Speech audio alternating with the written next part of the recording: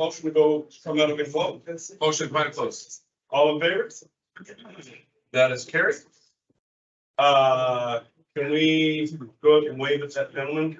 I waved, but I don't know if he saw me. I stood there for a In moment. the car? I couldn't see which car he was in, so. Yeah, I see. Just briefly knocking, That'd be great, James. knocking on this.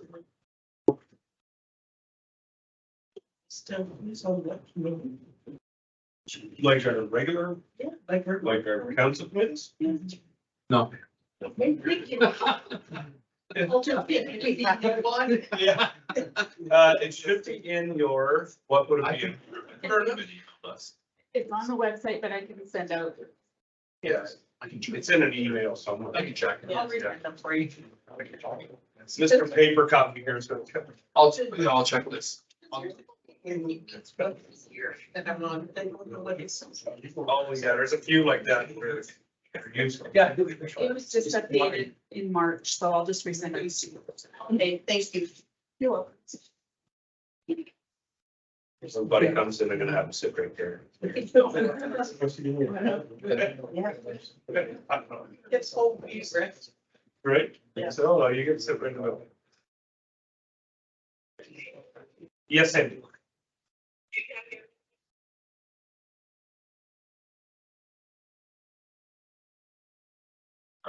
Yeah, it wouldn't let me up here to the, I just want to check out working. Yeah, you're good. Yeah, we're just letting some public come in that want to attend. And then we're gonna get started here on the regular agenda items. I've got the committee list from, Just a little bit. Hey, you're- Because yeah, I can't see the new one. Councillor Martin was one of the ones that changed. I changed what here? And Veronica got an one. Yeah. Councillor Martin. You'll have one. Yeah. Go ahead. Agree with me. Cindy.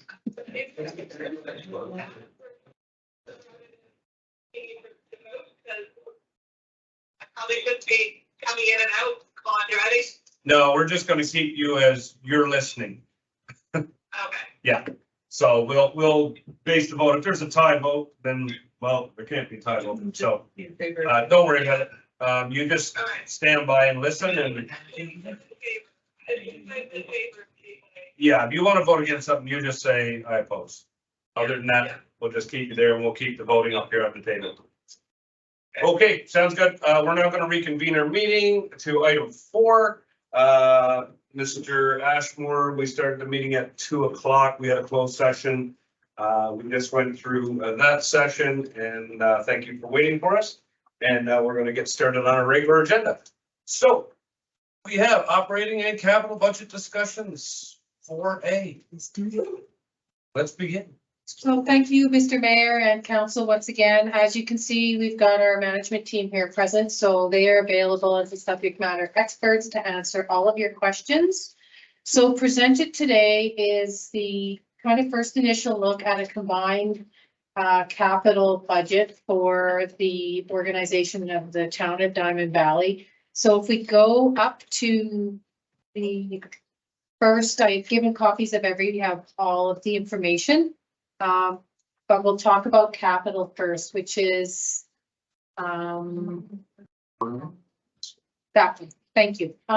So what we've done is I've talked with the management team and we put together collaboratively a bit of a draft capital budget. So there's 4 pages included, and what it does is it identifies by department.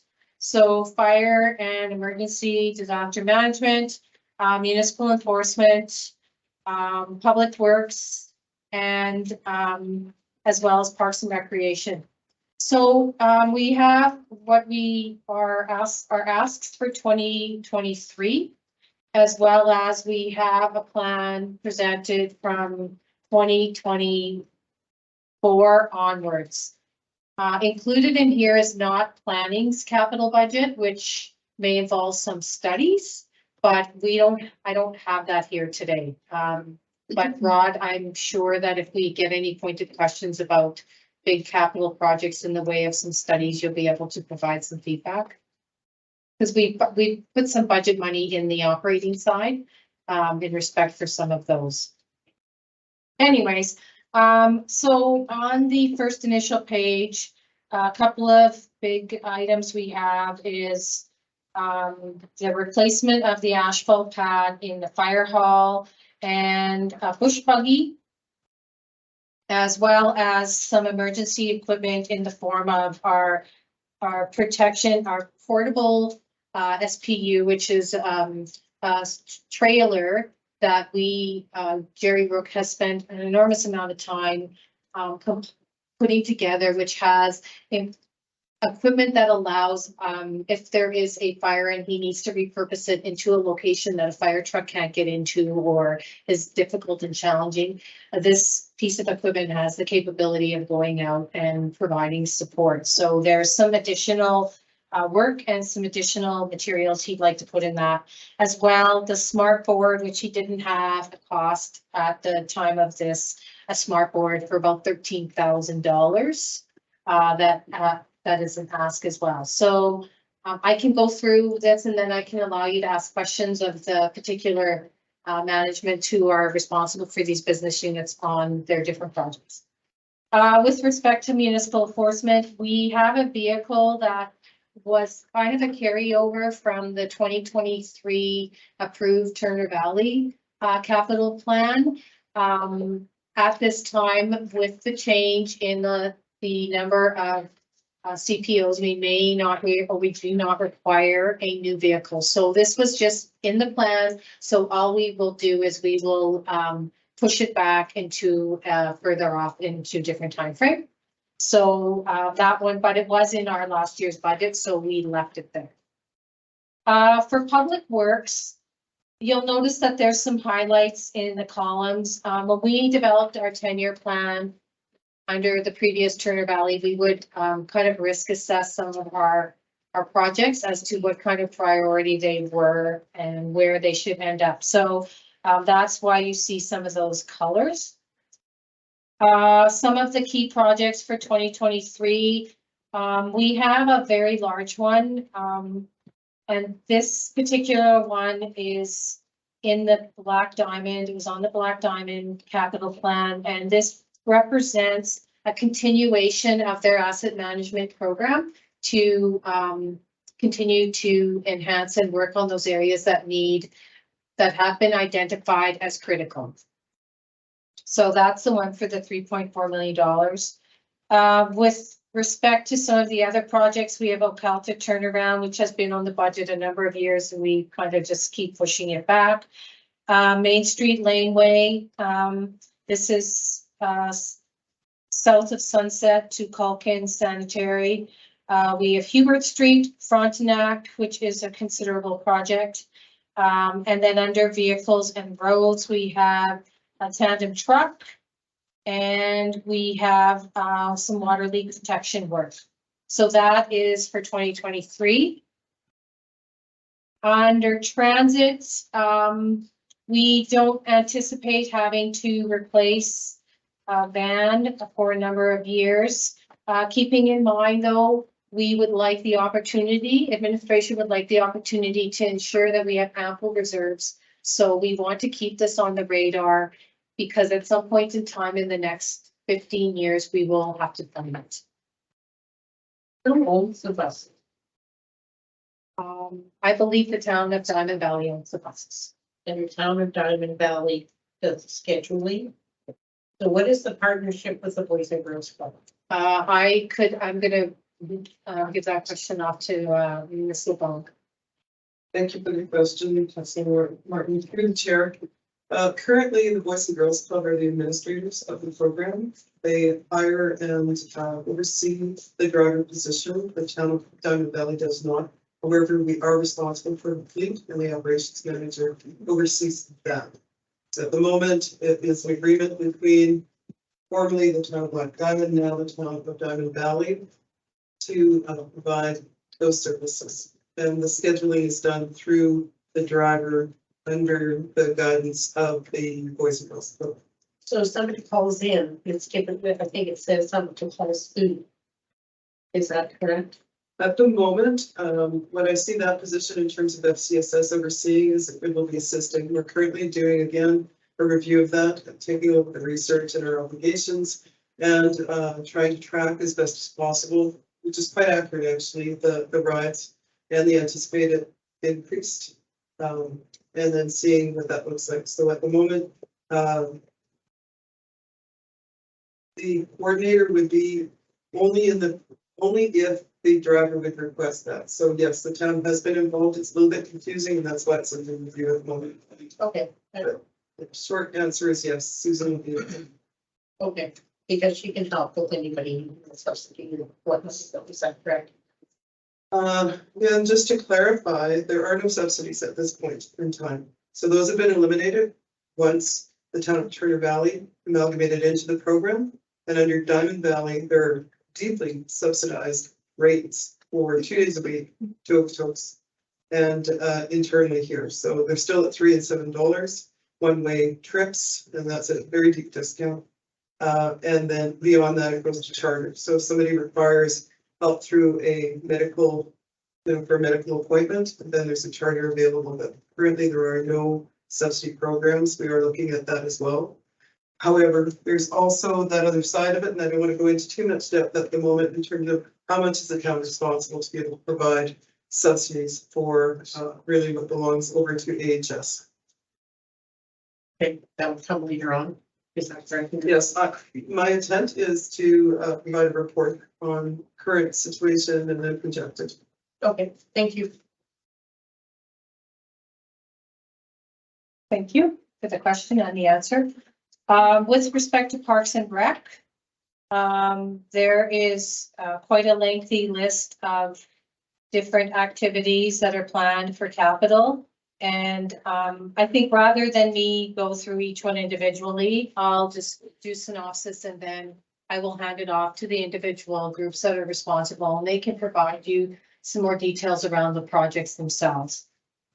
So yes, we have about 406,000 scheduled for the capital plan for Parks and Recreation for 2023.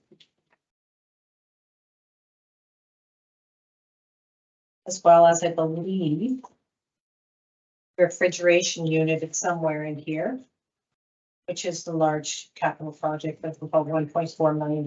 That's scheduled for 2025. Yeah. Yeah, that should be 2023. I think it was originally pushed back, but that is something that we're going to talk about today. Good, thank you. Are we on to land improvement yet? Or we're coming to that? You can ask the question, Mayor Crane, if there's something that you would like to ask. I will open up to the floor and I'll open it up so that you can ask directly to the manager responsible. I'm just seeing we got 195,000 for the mountain bike tracks. It's 100 or not 75. These lines are really hard on you guys. So forgive me. 75 for mountain bike track. Skate park improvement is 100 and pump track 20. So yeah. What do we need? Obviously, we need the mountain bike track upgraded for the summer games. 100,000 into skate park improvements. So is that we're still doing work? I understand we're just doing landscaping at this point. So that would be a fairly large number for landscaping. Is there more to it that we don't know about? I'm gonna defer this to Les because I didn't set the budget for these items. Okay. I can tell you that we're currently doing some landscape work there. I have not had enough time to put together an actual cost estimate on what some of that request would be. But no, absolutely, I'll defer to us who understand the skate park, pump track and mountain bike track, need more clarity. And if I may interrupt, Absolutely. before Les goes down the path is, I believe some of these costs have already been spent. Yes. We've already spent some of these mountain bike costs. So this may be a case that needs to be adjusted. Okay. Currently left in the reserves for the mountain bike is about just over $20,000. Oh. to complete that project, which, Les and I discussed earlier today. Yeah. Sure. If you could, Les?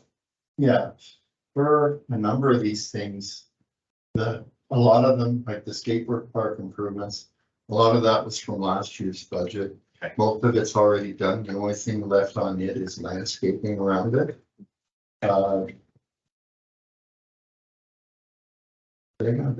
Playgrounds, classes, parks, or okay, mountain bike track.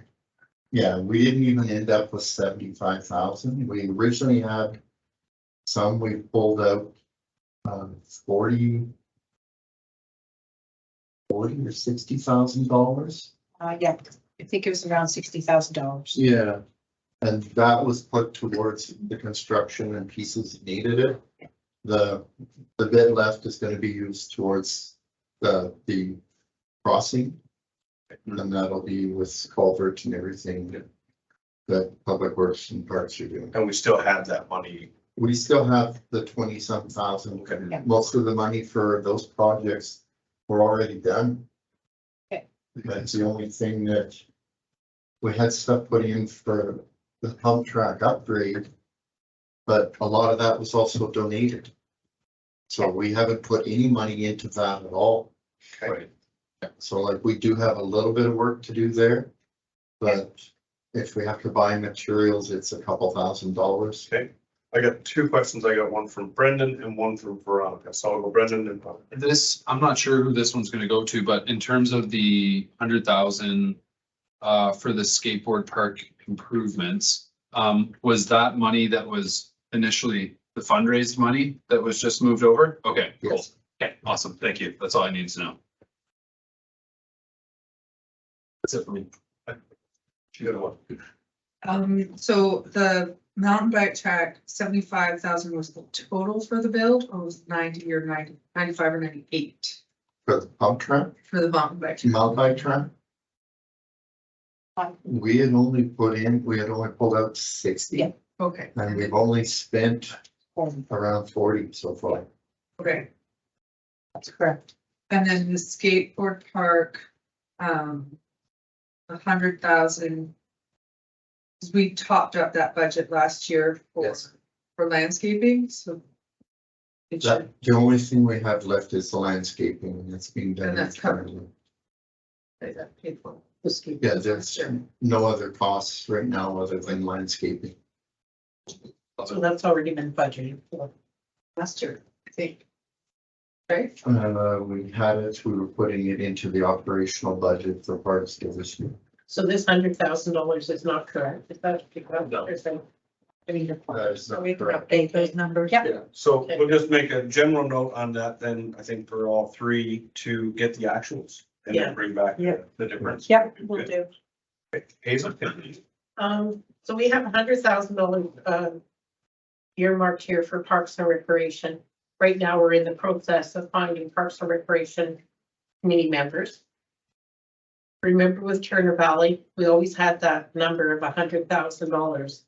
And if it had to be used somewhere else, it was used somewhere else. The Parks and Recreation Committee does not have a budget, is that correct?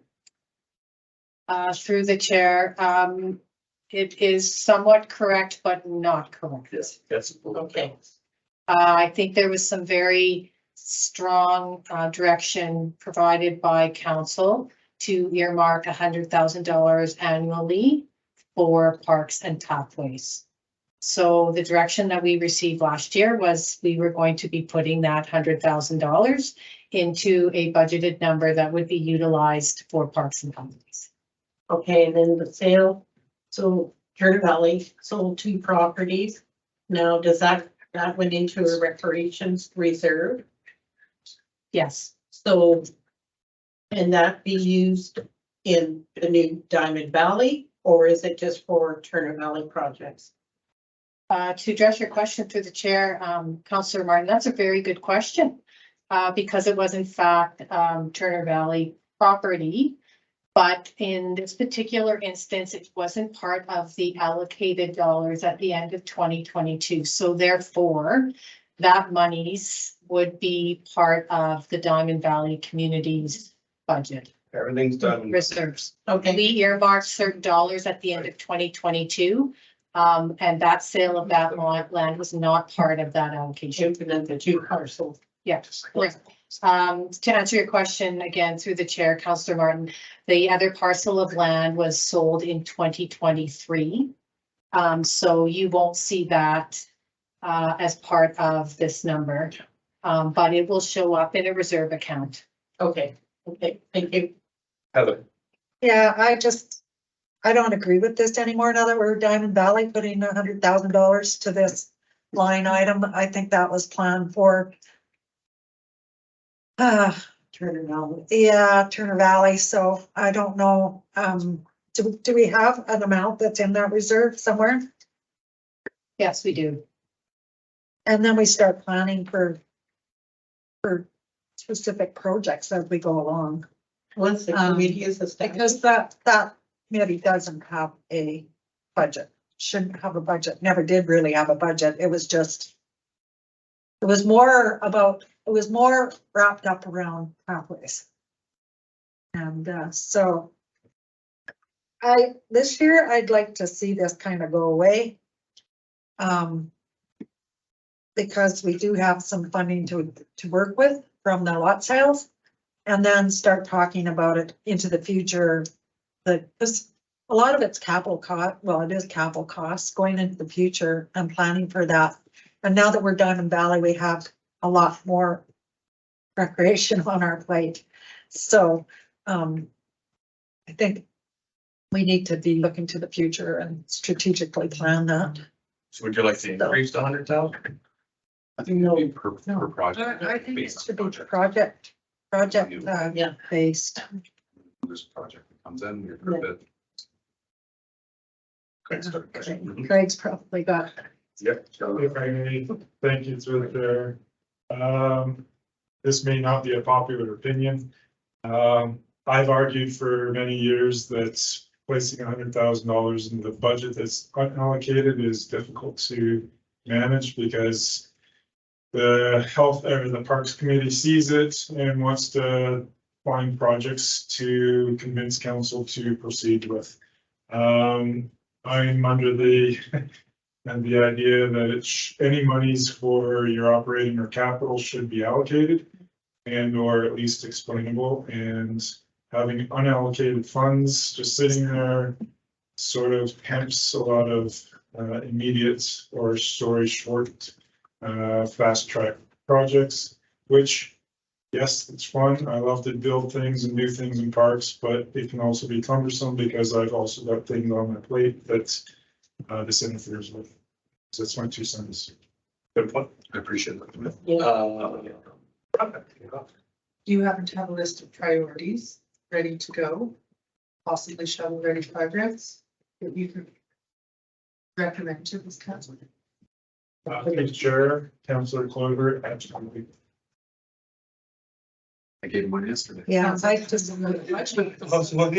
like to see it be included in the normal budgeting, proper budgeting process than this unallocated year by year by year by year, because like it's Craig has said, it's hard to manage. And yeah, so I think that I'd like to see that line item go away and we start planning the actual capital projects moving forward.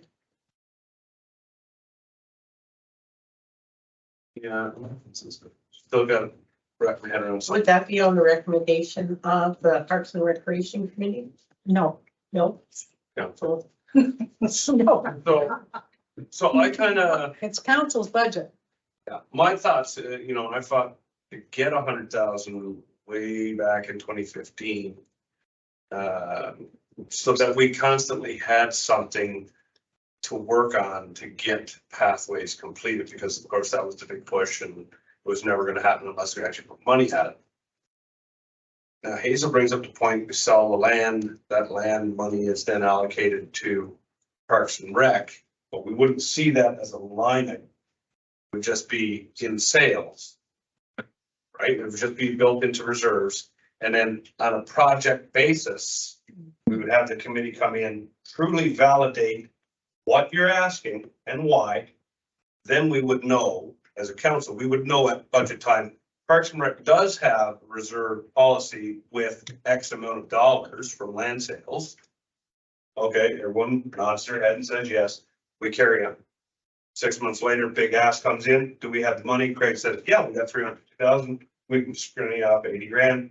We say, sure, go ahead. That's what you're proposing essentially, right? Yes. Project based. Yeah, if I may. Project based, yeah. Yeah, because that is project based, and honestly, I think when we're asking for those projects to be completed, it's more efficient through a process in which we know that we're planning that.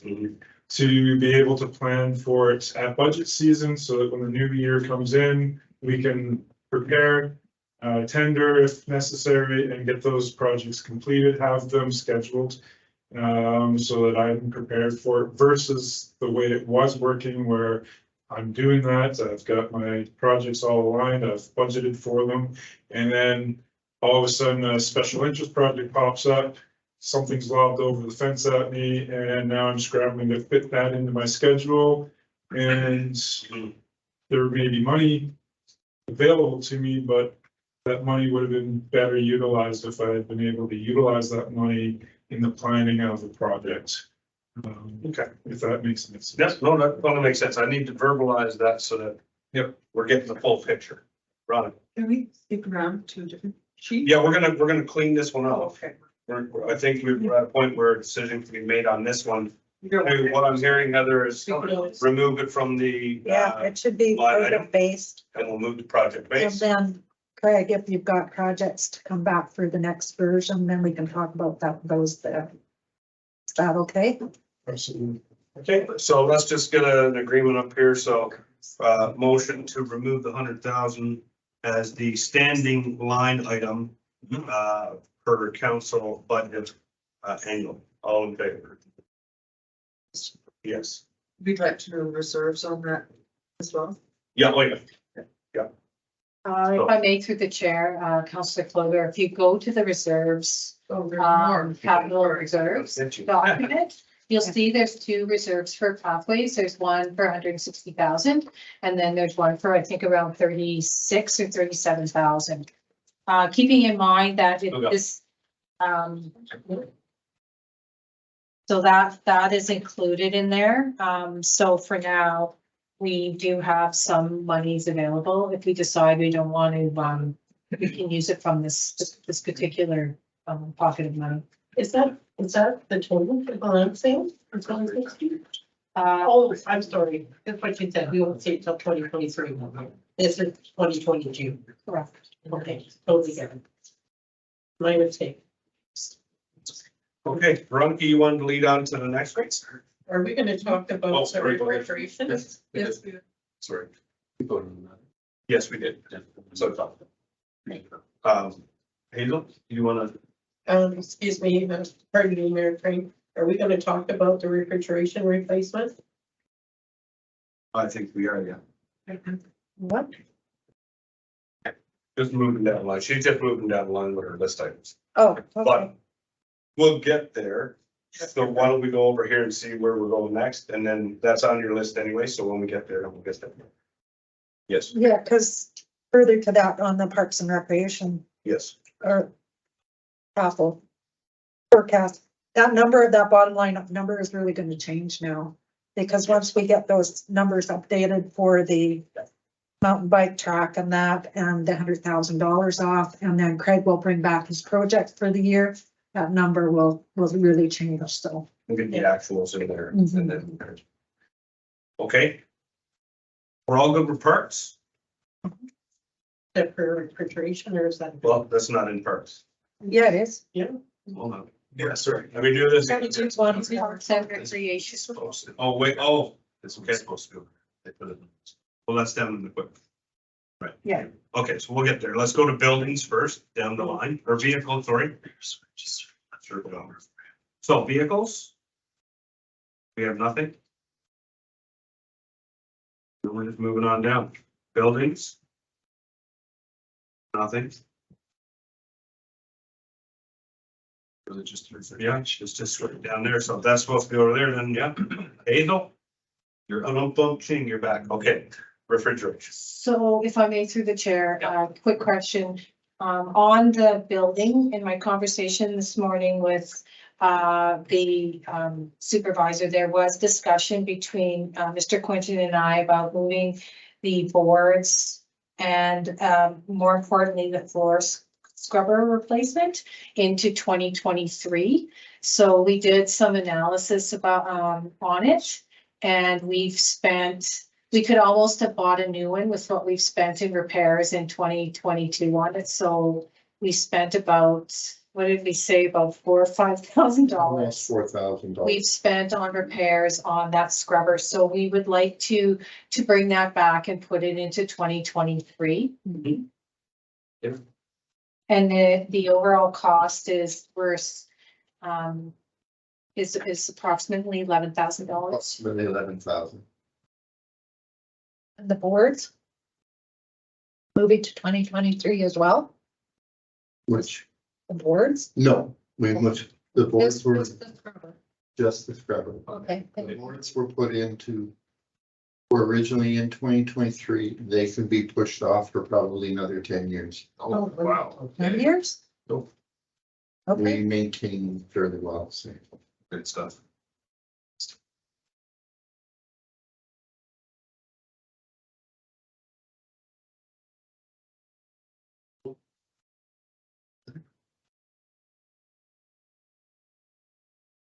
okay.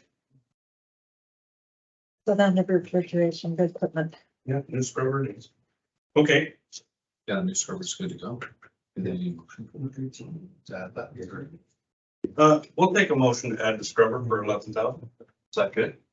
Yeah. Yeah. Yeah. Yeah, Brendan gives us that. All in favor? That's That's good. Cool.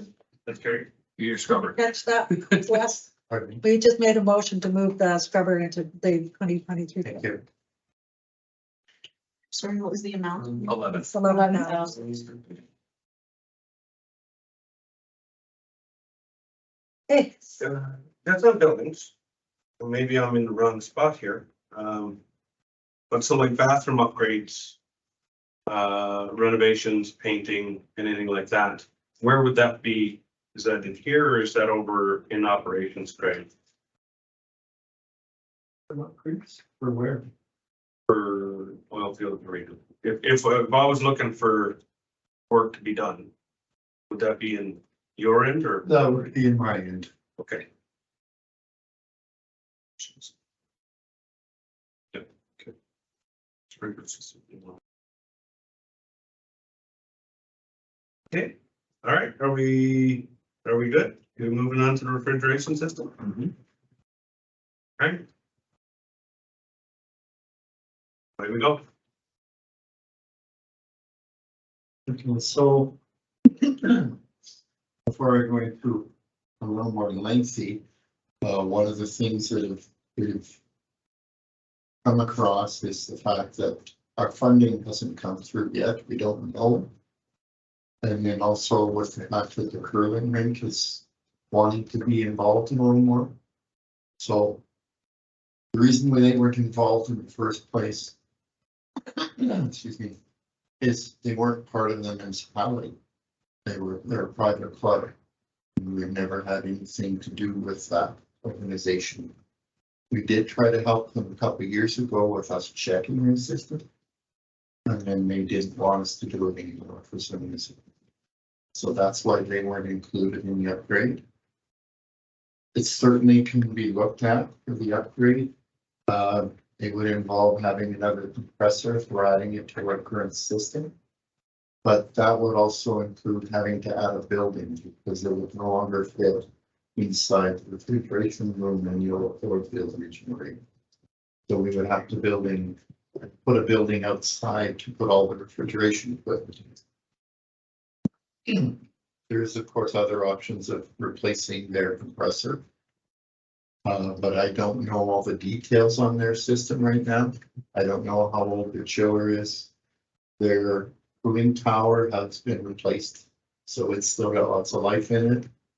But when you put in a refrigeration system, it has, all the equipment has to be matched to it. So you have a certain size of compressor, the chiller has to be matched to that. The cooling tower has to be matched to that.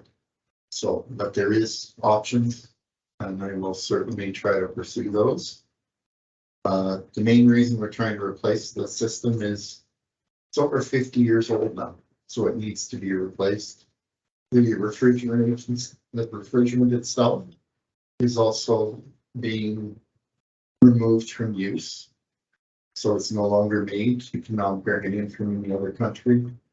So all we can get for that R22 is to get recycled stuff. And of course, the cost is rapidly rising. We looked at adding the Scott Seaman in for a couple of reasons. We want to add it in because we looked at it to replace just the indoor with 1.1 million. To replace them both is 1.4 with one system. And that one in a few years would have to have an overhaul, which would almost cost that 300,000. With putting the two of them together in one system as well, would give us all out more opportunity with the automation. So when we get temperatures at about -18 outside, we can just use pumps instead of the refrigeration and cool them inside from the outside. And of course, we're looking at efficiency on that system so that it would use less electricity. Also, once that's done, we're looking at trying to do a replacement or to eliminate a transformer. So currently both the SSSR and ORA have separate electrical transformers. So we pay T&D charges on 2 sites. And our outdoor costs us as much as the indoor. There are also different voltages, everything else. So we wanted to eliminate one, pay one bill with one T&D charge. It would be a little higher than the current one, but overall it would still save us money. There'd also be a reduction on the maintenance contracts. Currently, we have 2 different companies because of the different style of refrigeration units. There'd also be less on maintenance because the maintenance right now, we're having to do oil changes, a lot of different pieces with that. The new compressors are oilless. They run on a magnetic field. So there's a lot of difference and amounts to a number of different savings on it. So I think the savings on electrical are estimated about 5,500 a year. The maintenance contract, that would save about 2,800 a year. And there'll probably be another 18 to 2,000 on oil and other things used in those maintenance contracts. So not only are we trying to replace it, we're trying to make it more efficient and cost less to operate. Thanks, Les. I'm totally, I'd like this to move forward on the sooner the better. I'd like to hear the options for the curling club. Yeah. As you know, that is the town's building, and we as a council the other night asked for that to be done to get some options put together for the curling club and potentially entering into a new lease. So I'm not going to say that we shouldn't be going forward with this because the cost savings are going to be great and it needs to be replaced, and we need to keep up to that kind of work. Otherwise, we'll be in a real mess. So I'm totally in favor with moving forward with this. And I don't know that, like, we have applied for a grant, but I'm not sure that we can't utilize other funding sources to move this forward in this year. So I would leave that to Karine and you to talk about those different options, the reserves, MSI, whatever there is to use to get this moving forward with even without that grant. So we don't know whether we'll get it or not. And I think it's really important to move forward with this project. But I do want to emphasize, we'd like to hear options for the curling club. One of the other things we're actually looking at for putting it into next year is the fact we're running out of time. Because by the time we can finalize some funding or if it's a grant, then we still have to put it out for tender, and we still have to get equipment and get it done. And that has to be before August. So it's the same as Greg's capital projects.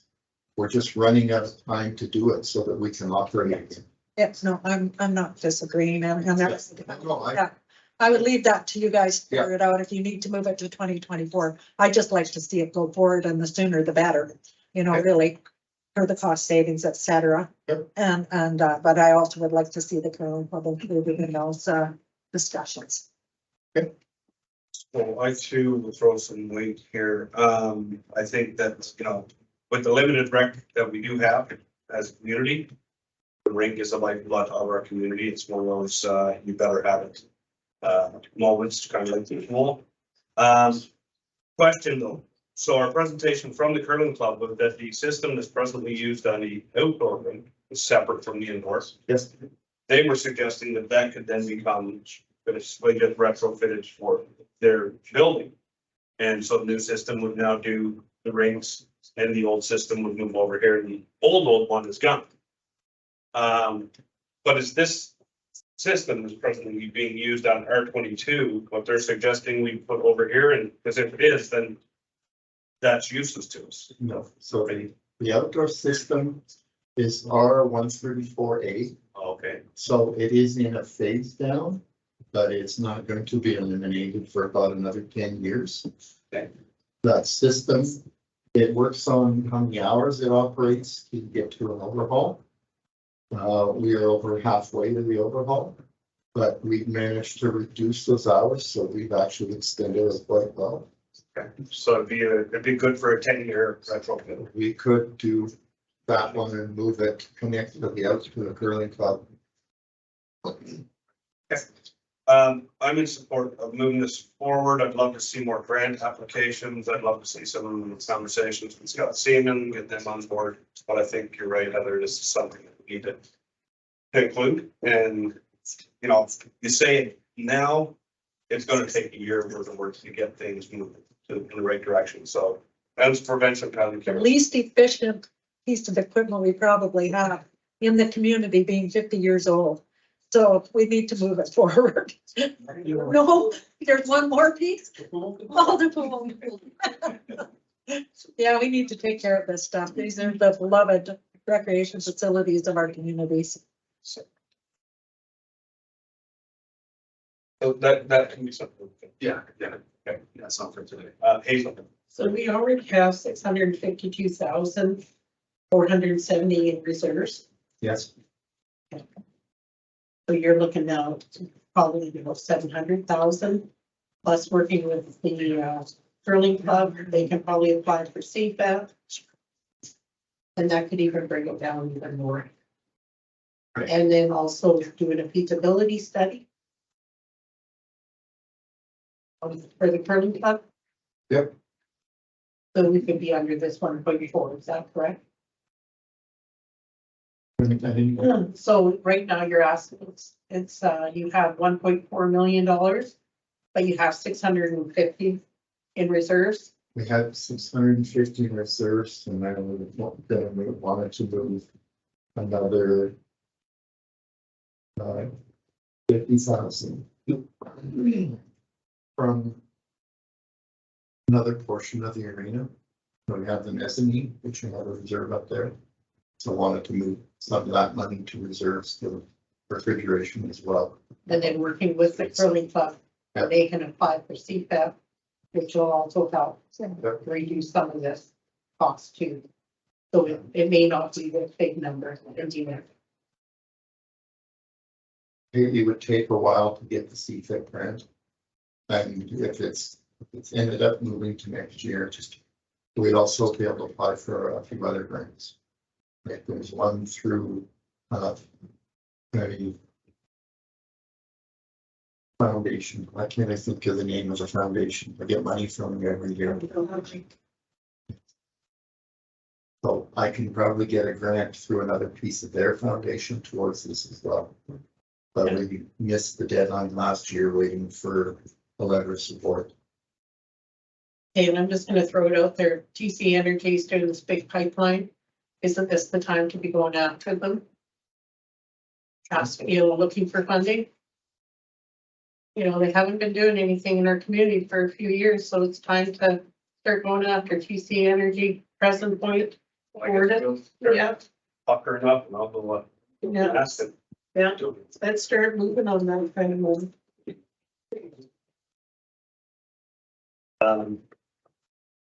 So.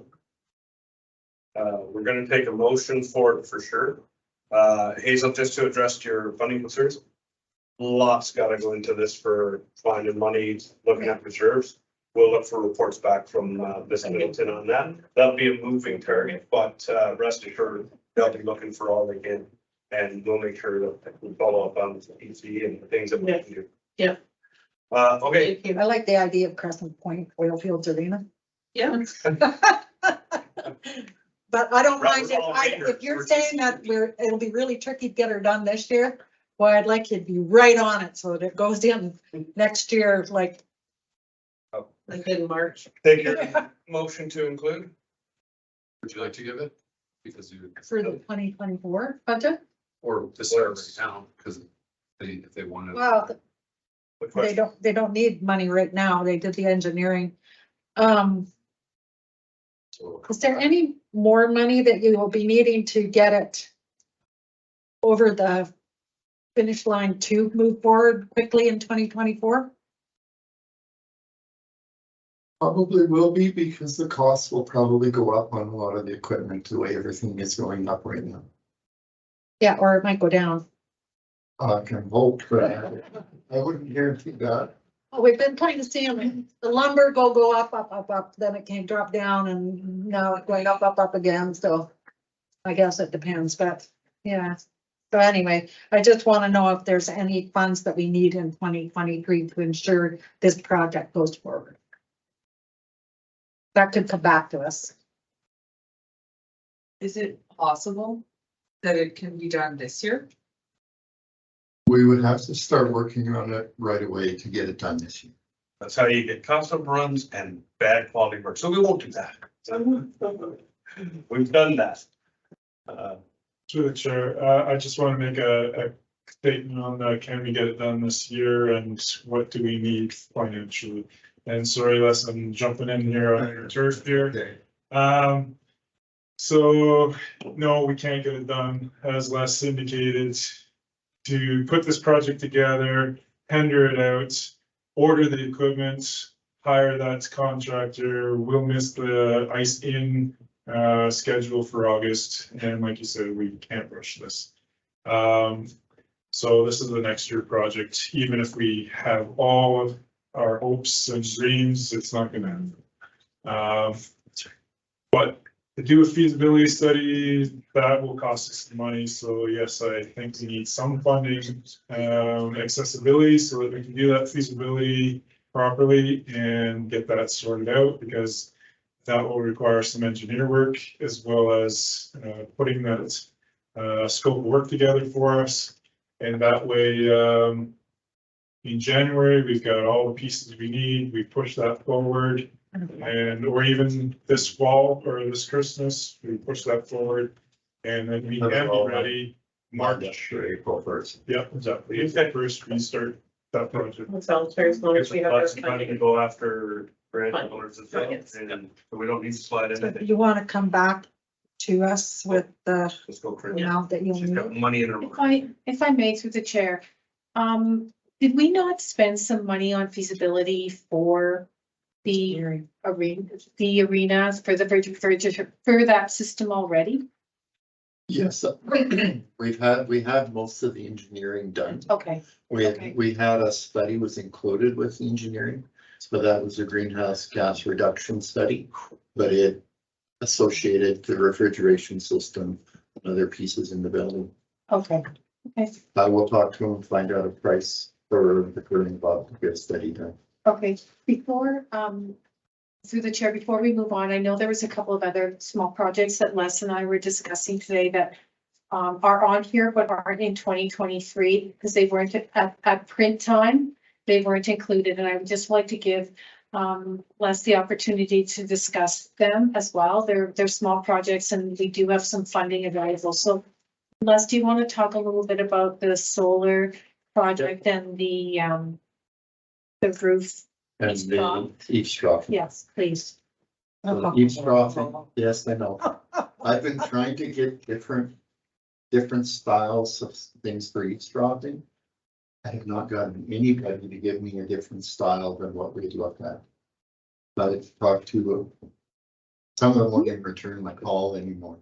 But the different companies I brought out all come back with the same kind of plan.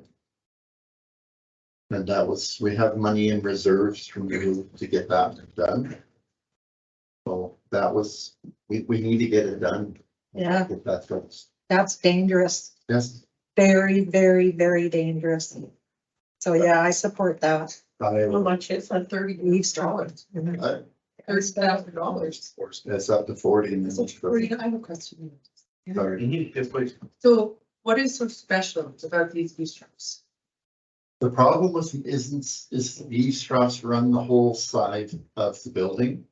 So what happens, there's downspouts in various places located at the building. So there's asphalt at the bottom and that's the area where people walk up. So what happens, it melts from the roof, comes down on that, freezes again, and we get a skating rink outside the skating rink. So we're constantly, You know, I just came to council for Black Diamond Council. so we've sanded it, but we've got to be very careful with sand and salt because the tracks on the ice can wreck the ice and somebody trips on the ice with it. It's also a liability. So we've had a lot of challenges. We put a lot of material out and have to scrape stuff up as soon as we can. But it's ends up being hazard. It ends up being a big skating rink for people to walk into the building. So the $40,000 just for the eavesdrops, not for any mitigation work on the ground. No, that's just for the eavesdrops. So that's the plans that they keep coming up with is redoing the main eavesdrop and rerouting. So putting in a larger eavesdrop, having to slope it down. So you'd end up with two eavesdrops. So they put in a lot larger, slope it to the south end and drain it all with about 5 spouts to the south end. So that would eliminate the water running down where people are walking. With that.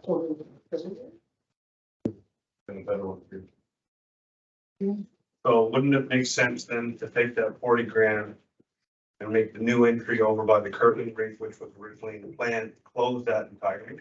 This is for the outdoor rink, the Scott Senior rink. Mhm. Well, it's for the outdoor rink. Yeah. Yes. It was, how many feet? It was 80. Each comes down. Huh? and It I was saw 80 that. feet Well, of I know eavesdrop. exactly what you're talking about. Mhm. So there's 200 feet to be. 100 feet. So I'm just, this never sat right with me because when I redid my eavesdrops, I know it's not a commercial building, Yes, but eavesdrops are kind of eavesdrops. yes. It was like $2,500 for 80 feet of eavesdrop. Okay, so what they have to do is they have to actually reinforce it on the inside, go through the material we have up at the top. So we have to put the support on it, so we don't rip it off. Because now you're holding a lot more water. You're probably holding 10 times more amount of water than you would on your home. Because of the length and size of that roof. The roof is 200 feet long by 100 feet wide, and it all drains to one side. And it's 30 feet high. Yeah, Yes, it just seems like yes. exponentially the numbers don't work. It just doesn't make sense to me. It never has. This has been bugging me for 3 years. Yeah. Well, I had one the only one that even said another option was to dig up all the asphalt and go underground, but we had no way to keep it from freezing. And then you're entering it into the parking lot. So it's not a win situation, however we do it. We just need to get it out of that area where people are walking. Oh, that's what I understand.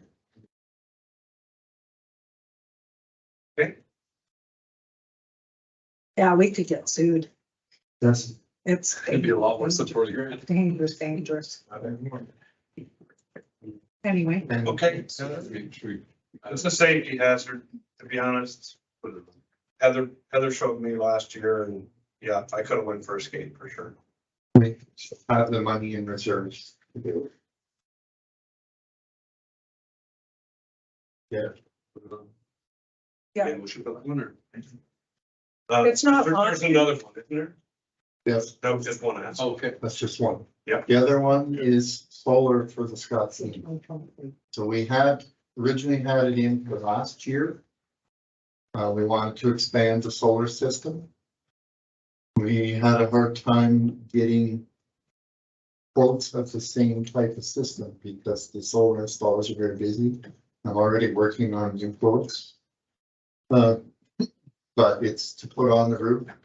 One of the biggest concerns with why we keep looking at solar is the cost of our utilities. So also help to deal with purchasing electricity and that. So when we had our meeting with Energy Associates, the cost of our electricity by 2027 will be up about 40 to 50%.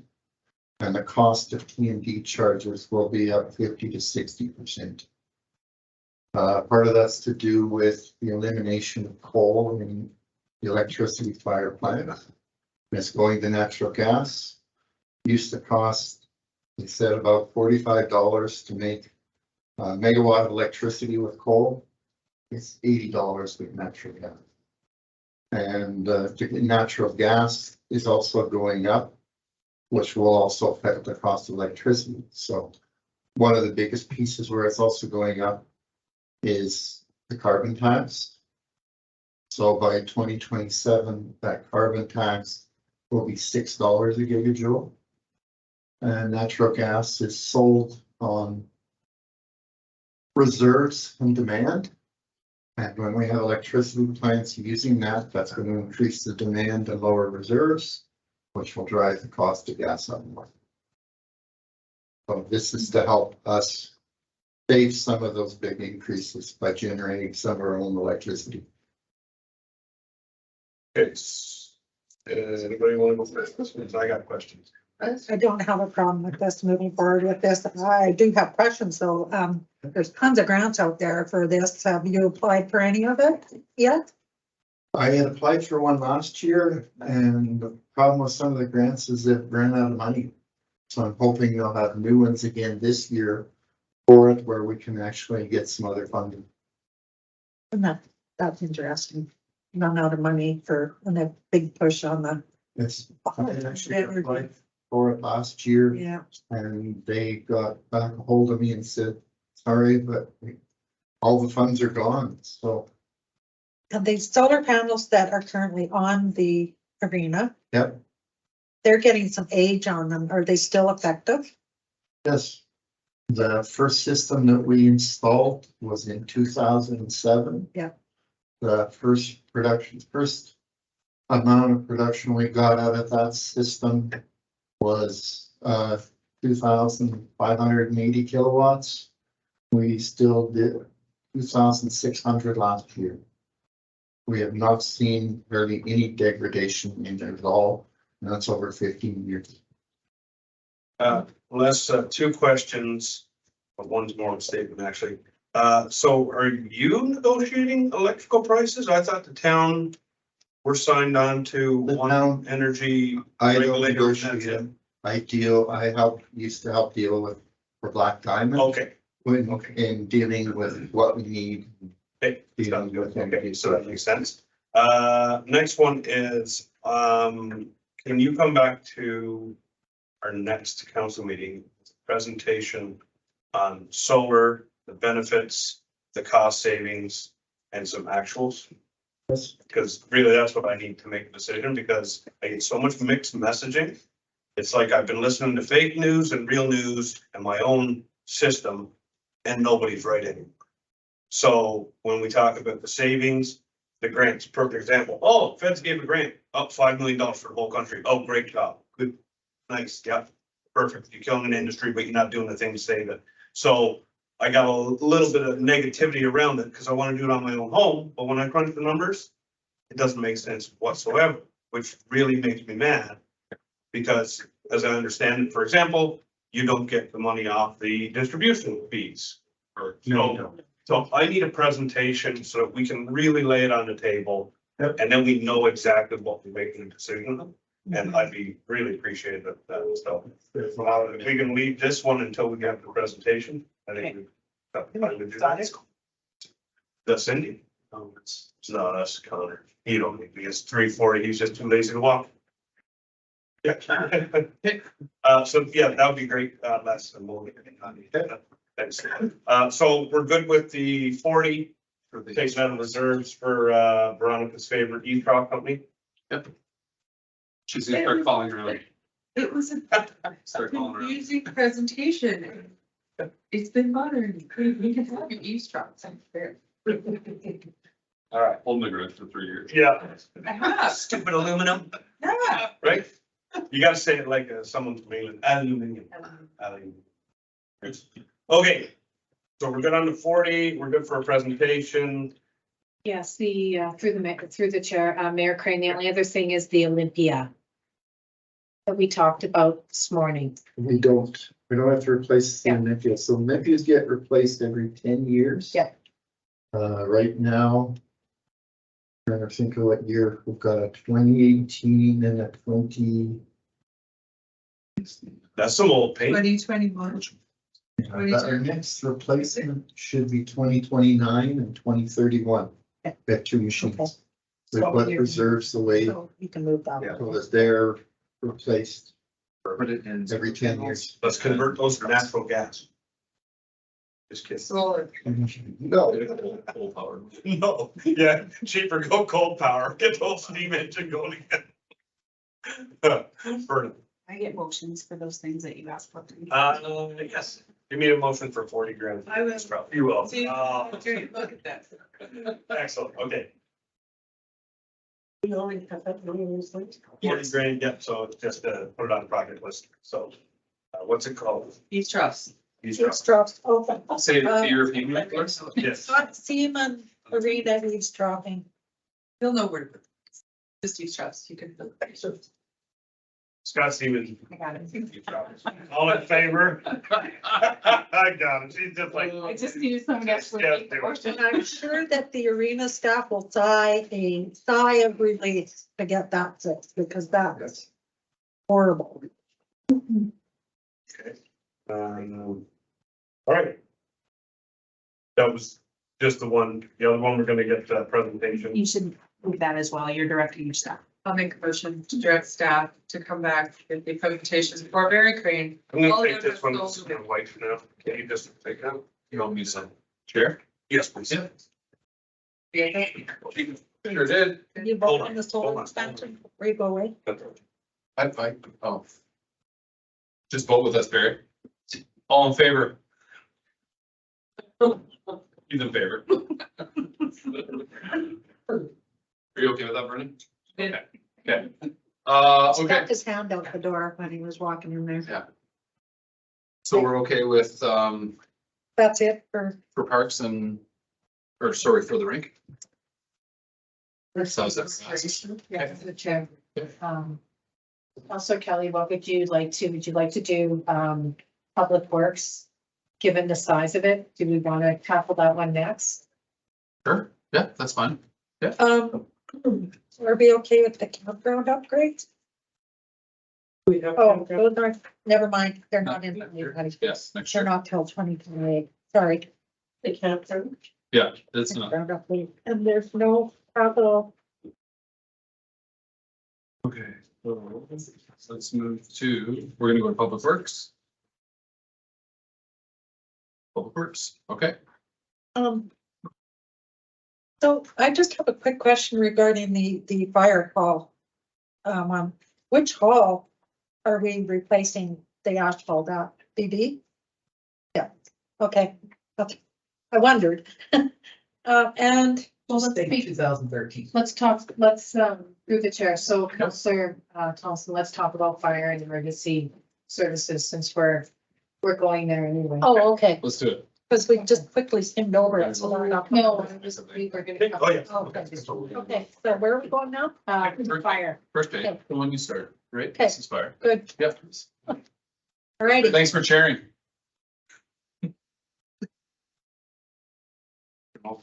You're up, Barry. We're going to fire. Oh, I thought Heather was gonna take. I was like, right on, good call. We picked public works and then she All right, picked fire. okay, So we're fire. gonna go to fire. Don't say it too loud, don't say it 3 times in a row, that's what I know. Fire. Yeah, First page. boys. All right. 200,000, replace asphalt. In the Black Diamond Hall, at the Yeah, Black Diamond Hall. yeah. Mhm.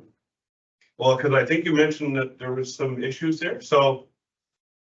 Okay, so the Marty. Mayor Council, Craig and I have chatted about the asphalt outside. We think we can do repairs as opposed to full-scale replacement. As far as the inside where we had some issues post 2013, what we think has happened, which has happened in lots of places, all the fine materials have settled and the concrete is cracked. So Craig managed to find a fella that's going to come out and use polymer versus foam to stabilize that slab, so we don't have to dig it all out and replace it. Okay. And so brief conversations Craig and I've had about the asphalt is we will take out the sections that have settled, compact them properly underneath, and then patch those. So I'm not an asphalt guy, but we think 200,000 is plenty to cover that off, and perhaps even less, depending on how big those patches need to be. I would agree with that. Go ahead. And this one's gonna be for you, Craig. I assume there would be a point if you're looking at it and you say, we're taking out too much, we're just gonna do the whole thing. Would that be a consideration, or have you already looked at it and said, we can cut enough pieces out that we don't need to redo the whole thing? Through the chair, Councillor Kelly, I think I'm pretty confident that once we cut the appropriate size of asphalt out of place, excavate the soft material out, repack it, we shouldn't need to go beyond that spacing. It'll be considerably less than the 200 that we initially estimated what the overall project might be. But I don't believe it'll be the full 200. We're looking at about, I'll round up a little bit, $3,000 for the polymer work on the concrete floor.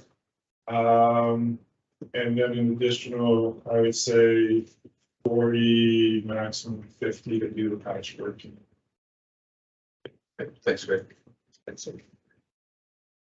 I have no problem with that. Cost savings, anything in excess goes into reserves, and always good to have a reserve on fire, so that's how I look at that budget. So, Hazel. This is a little bit after of the fact, but is there any DRP funding?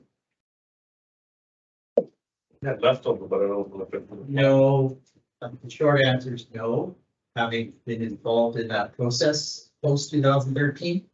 I know for this side of the river, that's all been done and closed. And DRP is considerably different now than it was previously. So now, if any work has been done on a building or a structure where there was DRP funding, you don't get to go back again for more DRP funding. This one was right shot. They've changed the rules significantly in the government. Both those residential as businesses and communities. Thank you. Makes sense. Good question, Hazel. Okay, very good. So you need a motion, or because it's on in the line item for carry forward anyway for 2023. Are we gonna say 200,000 or want to say less than 100,000? I'm good with 200. Err on side of caution, any leftover goes into reserves. That's gonna be my It doesn't get used. Let's just do that. So Yeah, to at the answer end your of the- question through the chair, Mayor Crane, what will happen is if this project, if we have to go out and get grant funding, which will be our CCDF or our MSI, all we would do is apply for the funding, and then when the actual costs come in, we just adjust the funding model to represent what the actual costs are. You would adjust it to. Yeah. Okay. All right. That's much more sensible than mine. I like your answer. I tend to keep it simple. Okay, so no motion required for that. Just leave it as is. It's in the line item, so it's good. Okay. Next, we have bush buggy, number 3. Oh, yes, Excuse me, through the chair, Mayor Crane, I think we still have to make a motion that we want to include this one in the budget, do we not? Is it not in the budget? Yes, but if we're making motions for all of the other items, They're just making. We're not changing that. okay, oh, okay, okay. Okay, scratched it, and we make the motion to scratch. okay, perfect, all right, thank you for the clarification. No problem. Bush buggy number 3, is that correct? Correct. How about it? So, that apparatus is at its 20-year service life. It was purchased in 2003. So it's not quite free, it needs to be replaced. That number is probably a little light, probably needs to be about $50,000 to $70,000 more. Our plan was to look at a new chassis and take the box, because we quite like the box, and basically have it sandblasted down, outfitted with newer LED lighting, and put it back onto the new chassis. Our hall has some spacing challenges, so we can't just put anything in there. It has to pretty much be a regular cab truck as opposed to an extended cab or a crew cab truck, just because of the port spacing. So that number will have to go up a little bit based on what we've got quotes from commercial trucks in Calgary and Rocky Mountain, Phoenix, and Rankin. Then just so I'm clear, when I hear bush buggy, I'm thinking the red one. The smaller red one takes 4 people in it. Okay, ours takes 2 people. But yes, smaller truck. versus- It's the zipper, get there quick, Quicker. find out if someone's bleeding. Yes. Yeah, I did first day. So that's the truck we're talking about. Okay. It's an important truck, had it. So that change would be require a motion, and you're suggesting another $70,000, Janie? Yes, based on what I've been told by our guys that are working on that project. And do we have, Sorry? You're going to speak. We have 99,000 in reserves, if that's the right, but you talk to, for 3 years, yes, safely. Well, I don't know how you want to deal with reserves. I think that's. See, one thing is that a down the road conversation reserves today. This is based on how we manage them today, and in order for us to change that, there has to be some work on the policy side, because it's not, we haven't brought that policy to council. Having said that, council absolutely, I believe, has the discretion to move reserves to a different reserve account if they need the money elsewhere. So typically what we did in Black Diamond is everything was a capital project that we wanted to put money away for down the road because we know it's going to be replaced. We have all those individual lines. The gross numbers still sitting there. Yeah. Of all of those added up. And as long as you're putting the money back in, so if you take a new truck and it's $190,000 and you figure out what does that look like over 20 years and you keep putting that money away, you are basically financing yourself. As long as you continue to put that money back into the reserve account.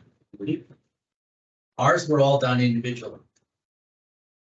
So for those of you that were on council when we bought the burial, that's kind of what we did. We took some money and said, well, as long as that goes back in, then we're square again. So then, is there a reserve account for a bush buggy that has been building like that? Yes, it's been built, it's just not that high, correct? So that's good. Mike, I got a question too first. So bush buggy number 2 that presently you're using, we can sell for how much? Because we're getting rid of a piece of equipment to replace this replacement. All you'll have left is a chassis that's 20 years old. So we're gonna take the box off, put a new chassis underneath, and put the box back in. There'll be new parks and rec vehicles. Oh. Okay, so, Fred, So a chassis alone is gonna be 190,000. No, you have to buy the chassis, then we're gonna refurbish the box, Okay, do LED lighting so that it's a little bit more effective from a power perspective, okay, brighter lights, et cetera, longer Okay. term life on those. So that project, and then you've got the labor and all of that to do all. okay. And second question, and perhaps silly, but I'd like to ask anyways, is this like a necessity this year? Like, 'cause I know that you have it here probably because you want it. No, you have two choices. Okay, You can replace the injectors, because we had that diagnosed that the injectors are needing to be replaced. okay, That's about $12,000. okay, Totally can do that. Okay. However, the truck is still that 20 years old. okay, So we have pretty to good. look at that. Okay. We decided to go down the path of putting it in because it's at its end of service life anyway. Yeah. Okay. And then we don't have to spend $12,000 and still have it at end of service life. Appreciate that. I was just curious about when we bought the truck last year, it was because the pumps weren't meeting the standard. Well, that's that engine that we donated to the lease. Yes. Was again, 20 years of end of service life. Oh, yeah, I have no problem with it. Just wanted to ask. Thank you, Amy. no, sure. Ron, We're making a motion. What's the cost on this thing?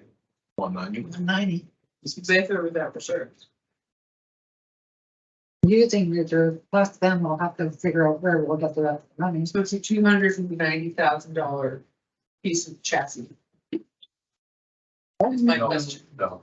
190. Back it in the hole. But we have 90,000 in reserves. We need an additional 100 essentially. Okay. So we're really looking at about 100,000. Yeah. So we transferred 90 from reserves, approved 100 right here, we'd have 190. And no reserves. Yes. I'd look to finance to investigate where that extra 100,000 would come from. Get back to us on that line item. We'll put that motion in play. that's a good call. We'll bring it back to you. And then we can have some finance around it. So, okay, we got a motion here to move it forward, but to get some financial clarity on where funds would come from first. All in favor? Okay, I still got just, so chassis is box. No chassis, That's in your it's frame. truck, steering wheel, cab, Everything. Okay, wheels. And it's probably at one time. so I'm half confused. Yeah. So we're taking the box out. That's basically the only thing to keep. We're gonna keep the box. That's it. How many K is on this chassis with an engine and a cab? 20 years. Maybe 20 years worth of maybe 45,000 kilometers. Right. So then we sell that. Get some money. In the past. Or something, then we. Put a flat deck on I'm it. just saying, we still have a million here, but Yes, or Yeah, so chassis, So next it's year- not that we couldn't use the chassis moving forward and retrofit it.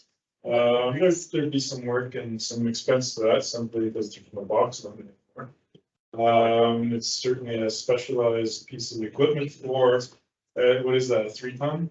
No, it's a one-time one. Well, it's only 1 ton, so, I mean, it could be done. But personally, I would probably just put it on to the auction as we would dispose of any of our assets. And, a chassis of that nature would come with a pretty good, sale price probably. Yeah. And then we could, put those funds back into reserves. that's things that we get nothing from. We're talking about reserve and use them while that's, and it all needs a bill, right? So, hard to predict when they get both. Yeah. So that's the problem. that's just the point I want to make. There's still value. Yes, for shipping some ticket. Yeah. Okay, moving on. Yes, sir, go ahead. Cause I don't see it here, but I wrote it down, the 13,000 for the smart board. We got that. Did we already, We got that, yeah. isn't it there? It's not there. It's Oh. only, I I wrote it didn't in. have Oh, the sorry. number. Through the chair, sorry, I apologize. Yeah, that's good. Deputy Mayor Kelly, when I printed this, I had sent it out and then there's, information going back and forth. And I did get information from, Mr. Rourke today to tell me what the cost was. So he given me a cost of 13,000. Okay, perfect. Thank you. Is that for fire hall 3 or 2 or 3? 3.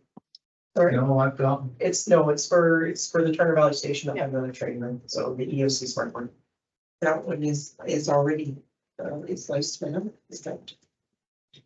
I remember when the unit was pretty fun, so, still up there, I don't know the music. So with that being said, smart board for 13, did you want to speak to the SPU Mark III pumps as well? Certainly through the chair, your crane. So we have the SPU, which is the structural protection unit. And so that unit is a trailer that holds a lot of hose and a lot of sprinklers. And we would set that up here to protect assets in our municipality in the case of an impending wildfire. So, we've got a line kind of in the Turner Valley side, only because that's probably what would be affected first. So we protect the town office and those types of facilities with a sprinkler line. The great thing with that structural protection unit is it can be used to assist other municipalities. So up north would be a good example, and there are rates that go along with that. So that actually is revenue generating essentially. And so in order to kind of see that revenue, having those extra pumps definitely benefits us as a municipality. But it also benefits us in terms of revenue generation to be able to use that SPU to assist other municipalities in Alberta as well as BC. Yes, I remember doing the tour of that one, and yeah, we can stretch that in a couple 100 yards for grass fires. Way more than that, Yeah. yeah. So, Heather? Yeah, that's pretty cool. Can you, off the top of your head, tell me how much revenue the Turner Valley SPU has brought in since it was initiated? It's not been sent out anywhere. Okay. Then is this, Deanna, is this a highly recommended or critical? I think that maybe this one could hold off for a bit. In the sense of our changing climate, certainly that's one of our biggest hazards in terms of the municipality, especially the west side, is the potential for an early winter-phase wildfire. So certainly it is something in terms of making sure that we've got resilience. That's important, and having those extra pumps really plays into that. In terms of revenue generation, right now, if our SPU doesn't meet the base requirements, then we cannot send it out. And that's one of the reasons that we haven't sent it out, is because we're missing a couple of those pumps. So the province doesn't look at that as an asset to meet their needs yet. But this would be a whole new unit for No. It would just be adding pumps to our existing unit. Got you. Okay, that's what I was confused. This unit would come with a percent, right? If you rented it out. Generally it would. And renting it out one day, ballpark, how much is the rate? I believe right now for the grade of SPU, we would have $1,000 a day. You rented it out for 2 weeks, you make your pump. Yeah. Okay, thank you. So these are depends on the year. Yeah. Right, if we have another Fort Mac or Slave Lake or High Level, potentially, depends what BC does. Hard to say for sure. So it's like, so this unit would be like put on a list, so anybody looking for it. Exactly, so we actually are part of the provincial list, the province, when they get requests from municipality, look at their list. And they would phone us up, contact us and say, hey, would you be willing to rent this or rent us your unit? Okay. We need this one's in the line item 2, so The only We're thing good. that's not there is the smart board. we'll add a And I smart don't board. I'm good with keeping the pump in. It'd be a month, sorry, the smart board was 13, I read the wrong. Are you good for the smart board? Make that motion. Okay, motion for smart board, all in favor? Okay, that one's carried. I don't think you got enough Heather to take it off. I'm in favor of the pump. Not saying I'm not in favor, it's just, does it have to happen this year? Okay. You know, That's just like, like a budget for fire. Usually they spend like $1 million a year. we're looking at $190,000 for the bush buggy. So, you know, Still does got it that have to for happen one this set. year? We're gonna leave it. We can redress it next round and when we have all council. That's through the chair, Mayor Crane, that's an SPU. Yeah. So maybe in the interest of the individuals that are familiar with it, maybe we'll bring back some more information to on the unit itself and what it looks like and it's. Great. Okay. Quick one. Deputy Mayor Kelly has got to leave in 10 or less. Is there any absolute highlights here on Craig? I think we'll come to you next with Sledgehammer. Is there anything no that you really want to point out to him right now? Because we're basically going to be sending him out. Cindy's still on the line and Jonathan's going to be dialing in. So we're going to do a file break here in a second. But before we do, is there anything you really wanted to point out to Mr. Kelly? Gee, or Scrapers, man. Sorry. That was a glaring one that you thought was of high interest? Nothing jumps out at me at this particular moment, no. Yeah, I looked at it. It looks really good. I know Veronica's gonna be happy with it. Well, is this a typo? But that's the road. That's your, Is that a typo? that's your road. First Avenue Northeast is not there, but First Avenue West is that a typo? Well, Good one.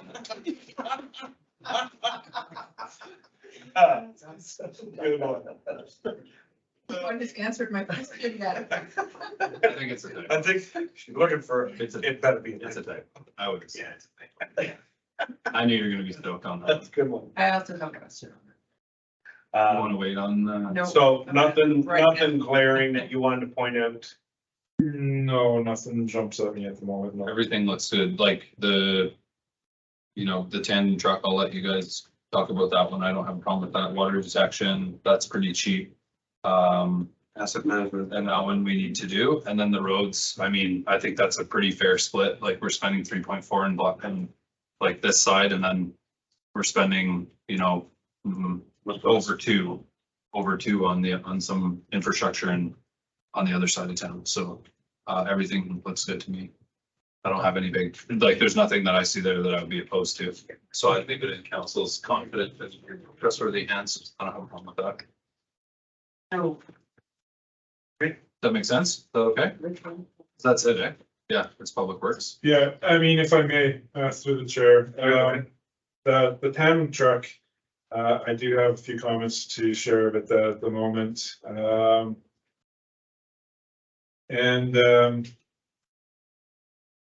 Probably not needing a new tandem truck, but with potential approval of the org chart and with the adjustment with our utilities division, there will be a couple of trucks that I will need. So I'm looking to make, rather than a tandem, making a shift to. Couple half tons or something? Yeah. Yeah, okay. Okay. Better, no problems here. Yeah. Okay, we'll take a file break, Next version. 5-minute break. Sorry, Sherry. Sorry, Hazel, do you want a quick comment? Rick, what is that, or maybe Monique knows what has happened with the animal control truck? And also what has happened with the town car? The Black Diamond town car. I can actually answer that. So the municipal enforcement or animal control vehicle, former animal, well, I guess it's not necessarily former, it's just not being utilized at the moment. That has been taken down to Public Works, it's been serviced, it's been sitting, waiting for a municipal enforcement assessment of, I believe if you're getting an animal control officer, that truck will be reutilized. If that is not something, it will be placed back into service. And again, we are short trucks in parks and in utilities, so it would be one of those things that may just be incorporated within the organization. The the former, town car, which was also a former municipal enforcement vehicle, is also been serviced and de-deckled and is waiting for some approval with our department's org charts. And that is a discussion as a management team we have not entirely had. I know that there's potential interest to keep it as a town vehicle. But we haven't come to a conclusion on this. So with the animal control factor, potentially could be bring to public works and we will not need to do the request. Oh, no, we'll still need more vehicles. Still more? Yeah, we're short vehicles because our utility division will be expanding. Okay, to the two other operators. We have one now, one truck now. Yeah, we do have a truck that's in rough shape and utilities was using. But yes, we have added a laborer that's currently working in there, and then with the hiring of 2 new operators, well, actually technically 1 new operator, we will be short for vehicles. Absolutely. And then the old patrol car, I see that it was detailed and it's ready to go for auction. Yes. Yes. Okay, we're gonna do final break. Cool, thank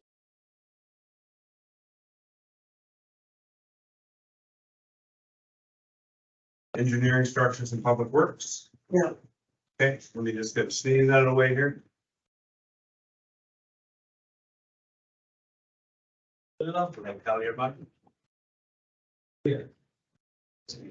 It's a new thing. Okay.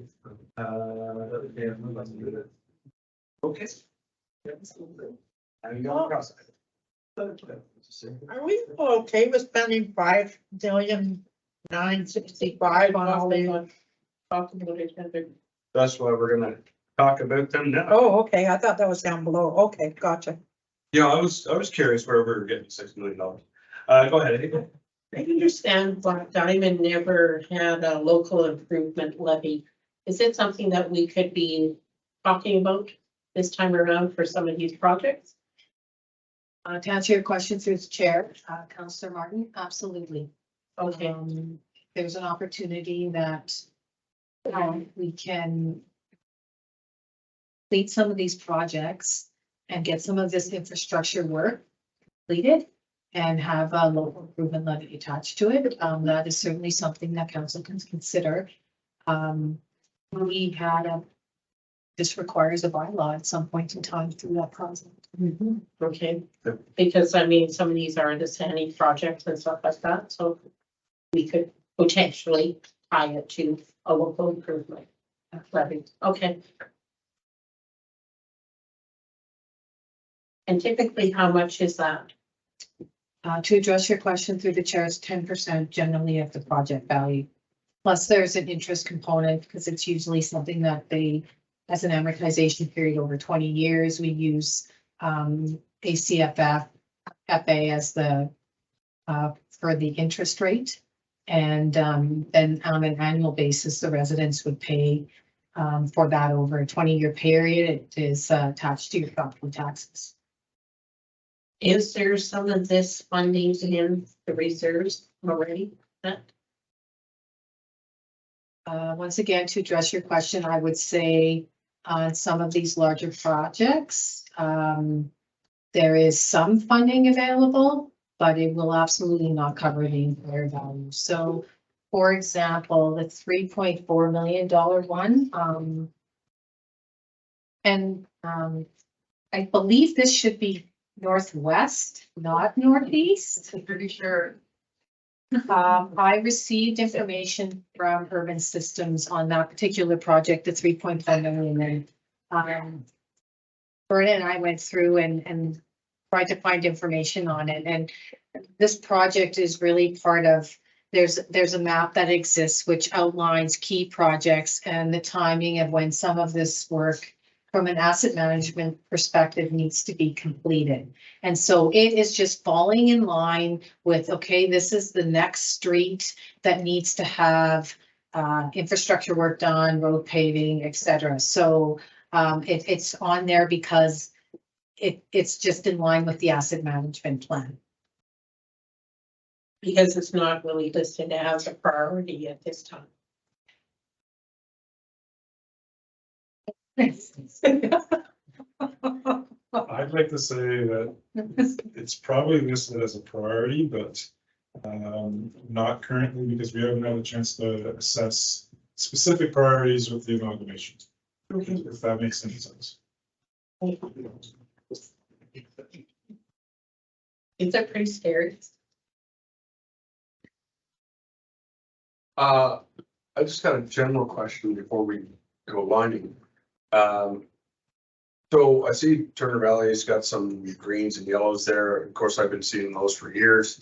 More than happy to push them up again, you know, I love doing that. Black Diamond, you guys, here last year allocated a whole bunch of road upgrades, I thought. Using up the reserves and allocating them, and I was really expecting to see some of those here this year so that we were checking boxes and paving roads. So what, where's that change? Well, that one is $3,000, Just the- $7,000. That is 3.4 million. 3.4 million. I mean, yeah. You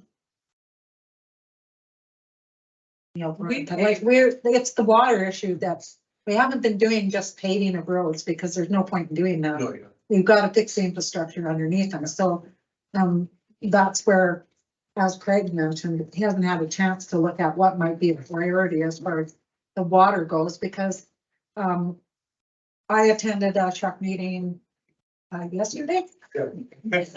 Yeah. And, you know, in January, the Black Diamond side was using substantial amount of water. February and March, that has dropped down considerably again. So there is some work that's been done, but there's no guarantees that won't happen again. Like we were over 1,800 cubic meters, and now it's dropped down to average about 850 on the Black Diamond side. So yes. So.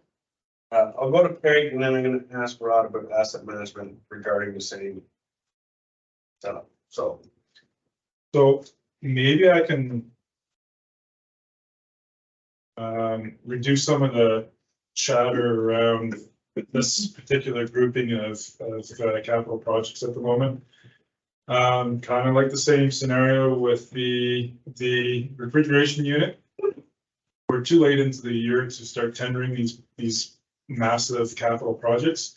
By the time I identify scope of work, get that tendered, awarded, materials in place, we'll have snow coming again. And I know it's hard to fathom, but there's no way that I can get some of these projects done this year. So there is a likelihood that the majority of these sewer, water, street projects need to be pushed to next year.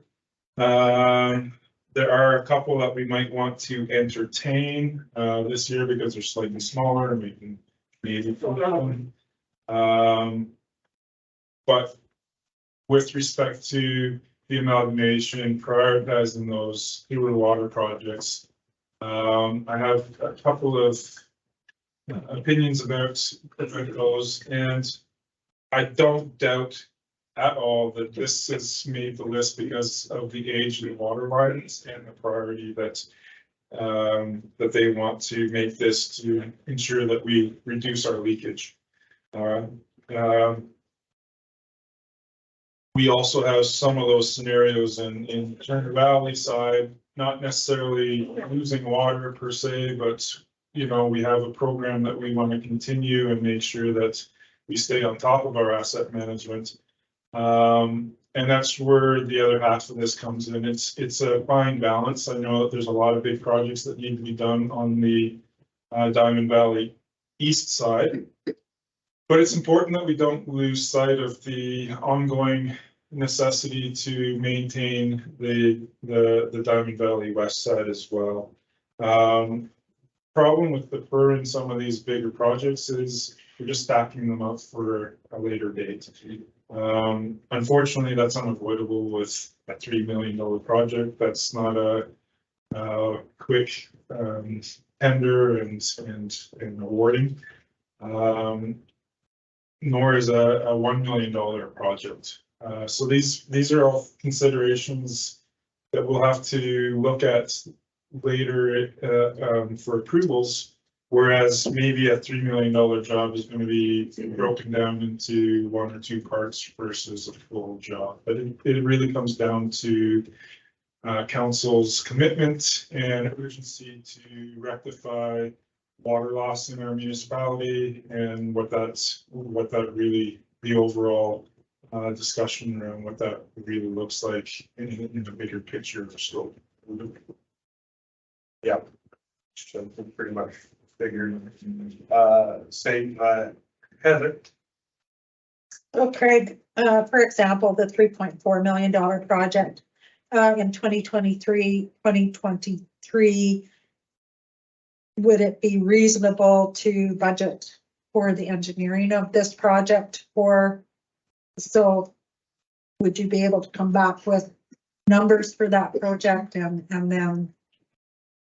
Because we need to budget for some of these. If we're gonna postpone, we should be at least doing the pre-work so that we don't postpone any longer following this and get the engineering and the studies done that need to be done, the water studies or whatever is required. So just my thoughts on that. I would like to see us pushing back some of this because that's what I heard out there on the east side of the valley is how important it is to get our water infrastructure up to date and of course really got slammed on the paving.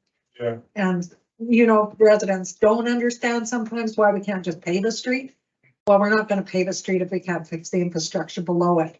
And to do all 3 projects costs a lot of money. So I think that, you know, going forward with some of the studies that we need to get done and the engineering to move forward on some of these bigger projects to get done this year would be important to include in our capital. Chair, Councillor Thompson, I agree. I think we still need to fund the engineering so that we can be prepared in the new year to push those projects forward. Right. Councillor Gordon, you're probably going to say the same thing as me, so I'm going to let you say it first. Not quite sure, but as a follow-up to Councillor Thompson, I fully agree with getting that larger project shovel ready for as soon as possible. And I think if I remember correctly, was identified in the downtown area redevelopment plan that Black Diamond completed last year as being infrastructure needing to be replaced as soon as possible. It's in a state that is past due, shall we say. So if we can move forward with that as soon as possible, I would fully support that. I'm going to say ditto on both. Then I'm going to follow up with Corinne Middleton. So just to further what Craig has said, Mayor Craig, we did meet with Urban, and one of the things that they did say is we could kind of divide this up a little bit into smaller components if we desired. So generally, that's kind of how they prefaced it, because when we talked about the dollar value and how substantial it was, they did say we could do it in smaller areas and do it over a longer time frame. I know that's probably not ideal, but if we wanted to get pieces of this project completed, we could start to do smaller pieces of it. I'm just gonna follow it all up with, I would love to fund the asset management right now and get that started. So let's fill that vacancy that we have sitting and get the entire picture of both sides of the river. So we can really start narrowing down on a process of what's going to come first. And you don't want to pump the big artery into the little one. it'll explode. Right? Go ahead. And I think significant work has been done. I've received some video footage. Urban Systems has done significant work.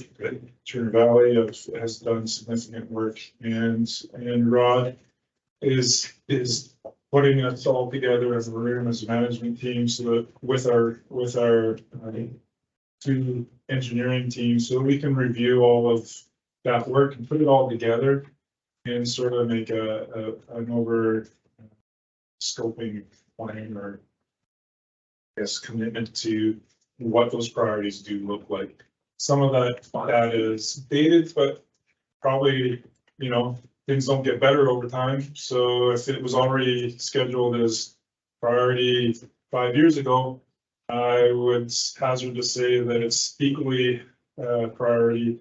And so we do have a lot of that in place. It's just a matter of identifying, taking the two pieces, putting them together, and sort of coming out with a plan of what the real priorities amongst the two municipalities were, and which one of those priorities is a bigger priority over the other.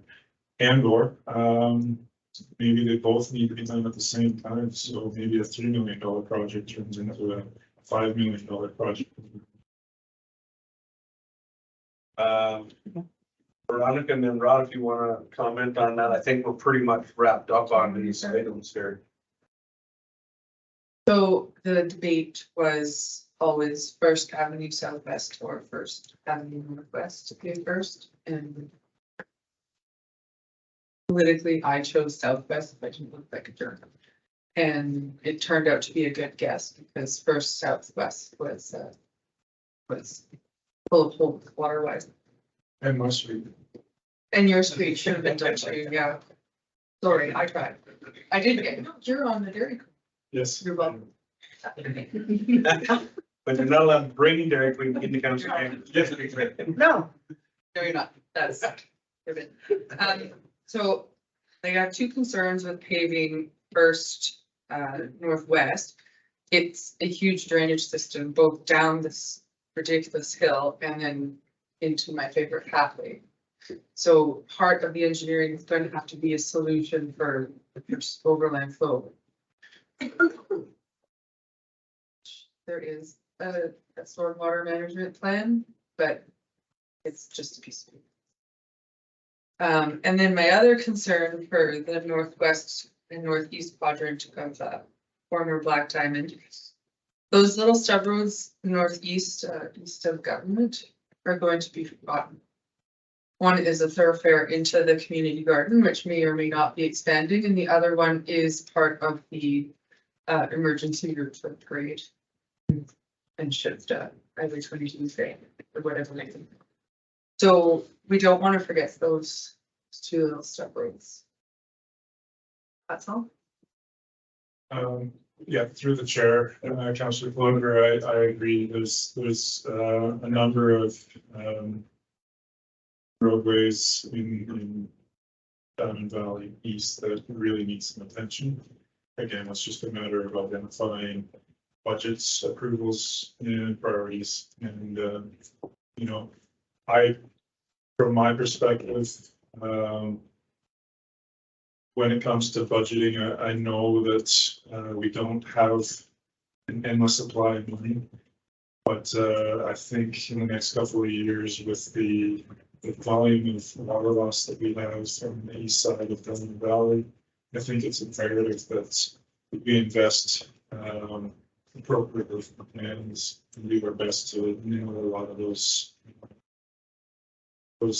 priorities without losing sight of the infrastructure that we also have on the west side. Yeah, and just so council is aware, the alleyways in that region of town are better than the roads.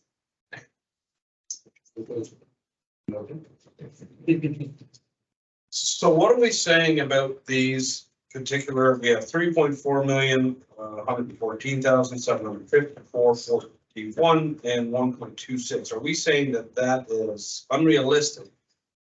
However, we totally want to get asset management and engineering and specs and drawings and the plan of attack. Outlining not just those, but the picture. I'll go to Craig and then I'm gonna go to Hazel. Thank you, Mayor Crane. So on this list, we were just talking about the $3.4 million project. The next item down, which is $114,000 for the Ocalta turnaround. That's a complicated project and it's very limiting in its practicality, let's say. That's been like that for 100 years. We have issues with right of way down there. It's all on a side slope. There's utilities, fiber optic, if to be more specific. There's natural gas. It's a very limiting project, and I'm not too sure. There's not a lot of support from administration on this, but it is important to the individuals at the very end of the road that's we want to see it resolved. I think this might require a little bit more discussion, perhaps maybe in camera arrangement. But I suspect that this needs to be tabled to another date or another year. Agreed. Main Street Laneway, south of Sunset to Calkins, the sanitary. Again, that's just an extension of sewer line to capture the homes on the west side of Main Street towards the brewery, the new brewery location. I'm not too sure if the feasibility on that, but that may or may not be a priority. That line does not exist, so it's not really serving any problem at the moment. Heward Street, that project's done, so it can get taken off the asset list. Yeah, saved my day. That was done with Sunset Boulevard. Oh. Hey, 50,000 savings right there. Yeah. And then Frontenac, this would be a great piece to get done. It's not problematic, but it is important to get it done. But again, we'll have to table this year because we just don't have the time to tender at a $1.2 million job. And that is my infrastructure capital.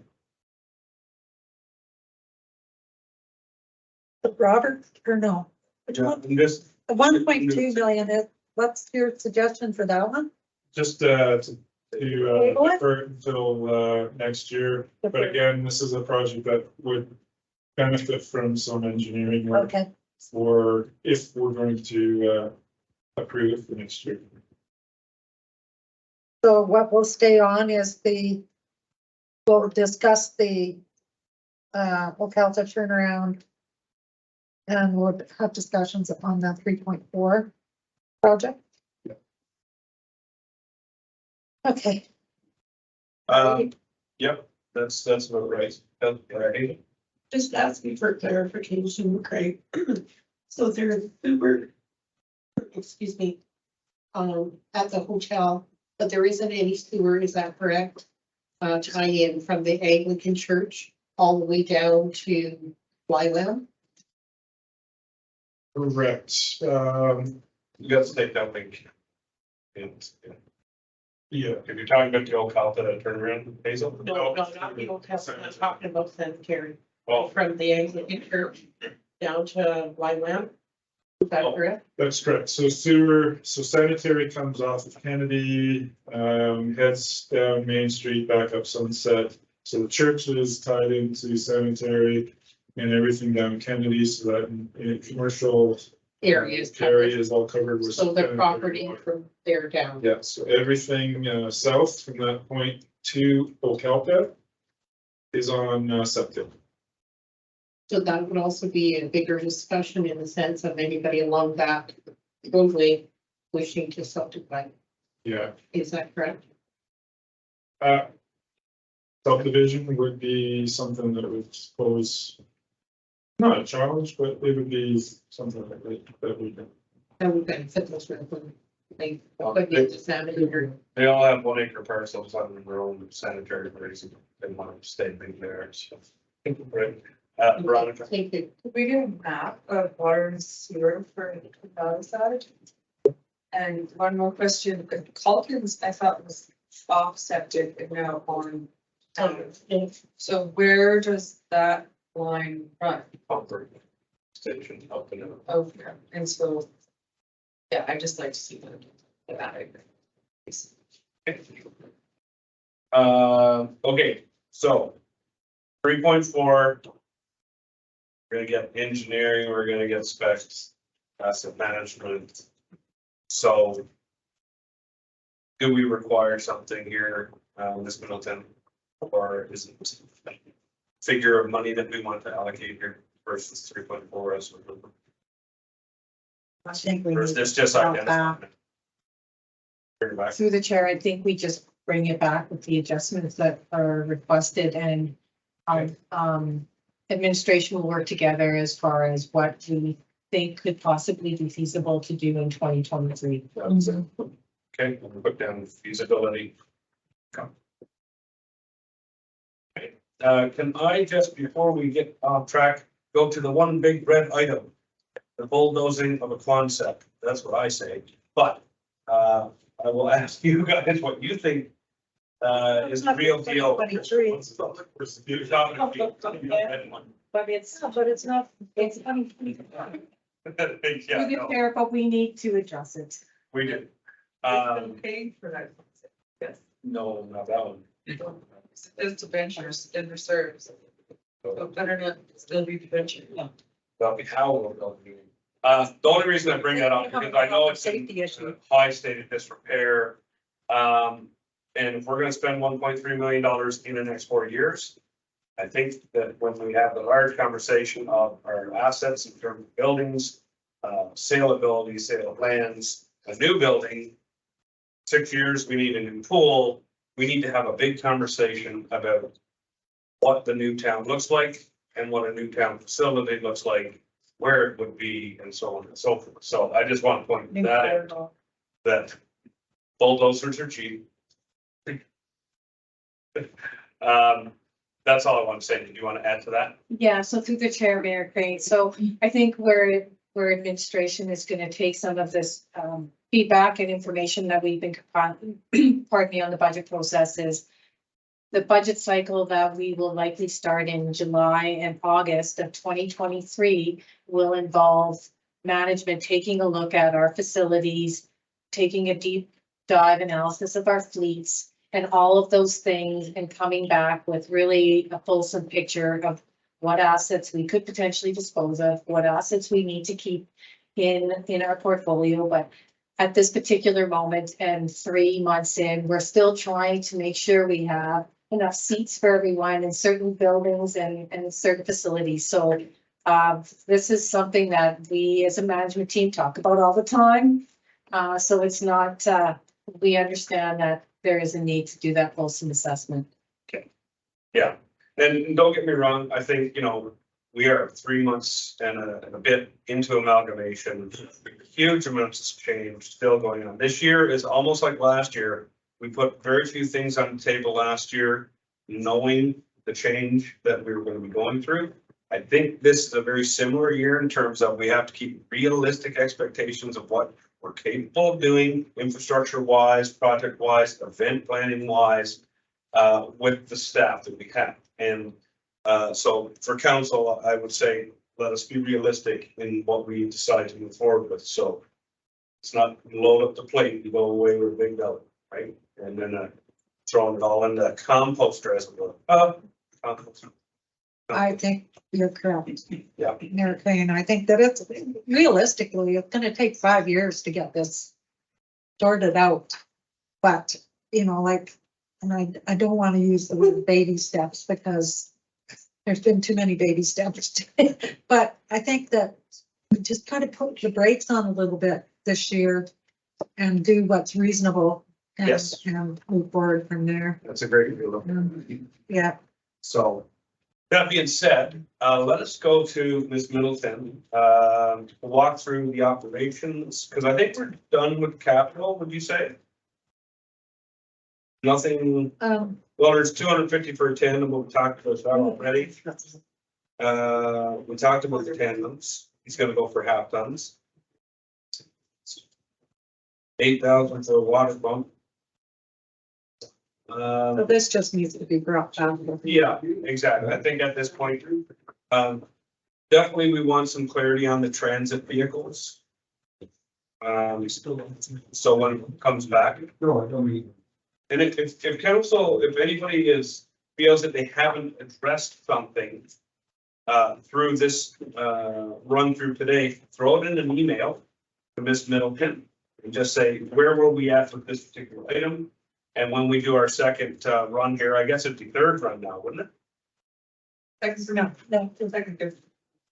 Yeah, so either way, easy peasy. We send it to you, say, where are we at with this? You can add it to that next round. Yeah. And we should be getting very close. Councillor Gordon, go ahead.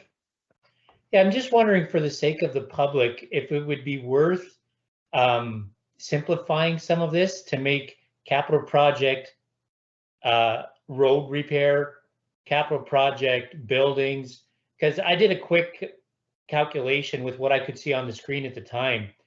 Our road projects that include sanitary and road and sewer and whatnot, all of those put together, Black Diamond's above 18 million, or the Diamond Valley East, and Diamond Valley West is above 12 million. So we're looking at 30 million just in our road projects alone.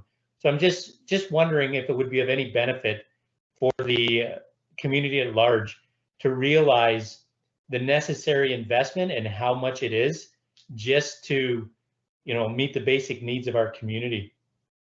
Yes, I think that's a great simplified document. And if we happen to find anyone that we know at Toronto Pearson Airport that could assist us with these road projects, we'd be more than happy to find them a nice spot here. We'll give them a free campsite.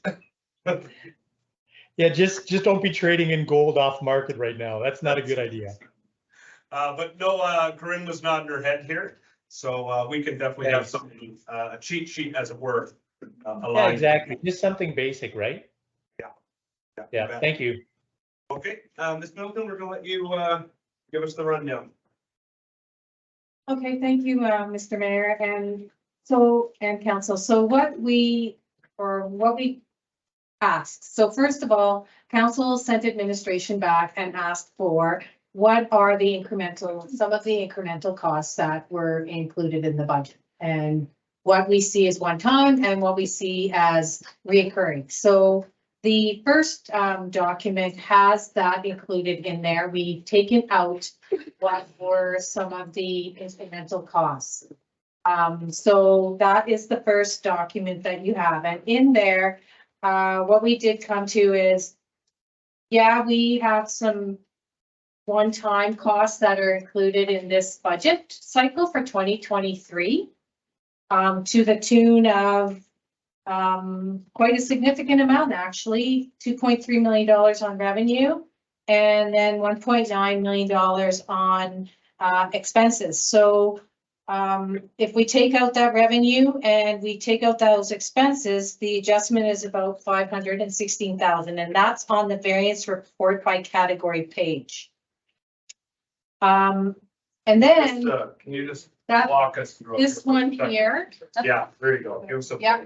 Yeah, okay. And so what I did is I went through and I prepared a written analysis on that information as to what it is. So you'll see I've broken down, I've taken the operating budget version 1 and I've taken the incremental adjustments. And I've provided details regarding each of those significant line items. So, but what we do come to realize is some of them are offset. So some of them have a revenue side, but then they have a corresponding expense side. So they actually have no impact on the budget. For example, when you remove the $929,000 reserve draws that would be considered one time on the revenue side.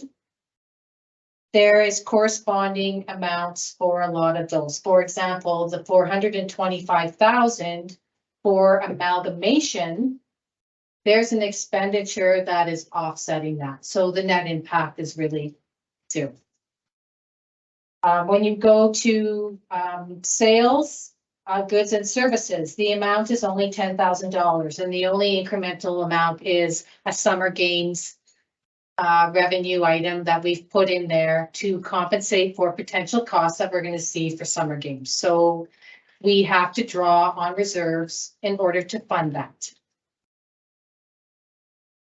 So when you go through the list, once again, under operating grants, particular one-time items, we have $250,000 for amalgamation. We have $160,000 for planning. And then we have $40,000 for our FCM grant. Those are one-time items that we will not get in subsequent years coming after. So, and then, for example, when you think about the transfer from capital for water, for planning, and ORA. So when you take all of those out, that change is $2.3 million. In revenue that is impacted. So that is revenue that goes away and we won't see it on the bottom line. When we go to the expense side where we saw an incremental change of just under $1.9 million, the only one that really is significant that we won't see again is the wages and benefits. Because we had a reduction in FTEs, and we had some payouts to staff. So that one we won't see again. So you'll see subsequent reduction. But based on the some of the discussions that we've had today on personnel amount positions and where we see the organization going, there's a potential that you may not see that savings longer term, depending on how we see the organizational structure. But we've taken it out in the example presented. Under engineering and legal, if you take out the incremental 324,000, which is planning, and I'm sure Rod can talk to this further, then there are particular activities that will not get done and things that actually need to get done from an organizational perspective post-amalgamation. So there's a variety of projects that we need to complete from a planning perspective. We need a new MVP plan, we need our land use bylaw updated, and those things unfortunately are quite costly, but they are necessary in order to blend the planning and development departments of the two organizations. So I've taken it out, but we actually do need it. It is really going to be critical as we do the development for the two towns combined as one. Then we took out $100,000 on materials and supplies, and that is an amalgamation cost. So that is a one-time cost, but it's going to take place in 2023. Then with respect to contracted services, once again, we have an amalgamation of 575,000. We have an offsetting revenue component to that. So the actual impact of the budget is zero.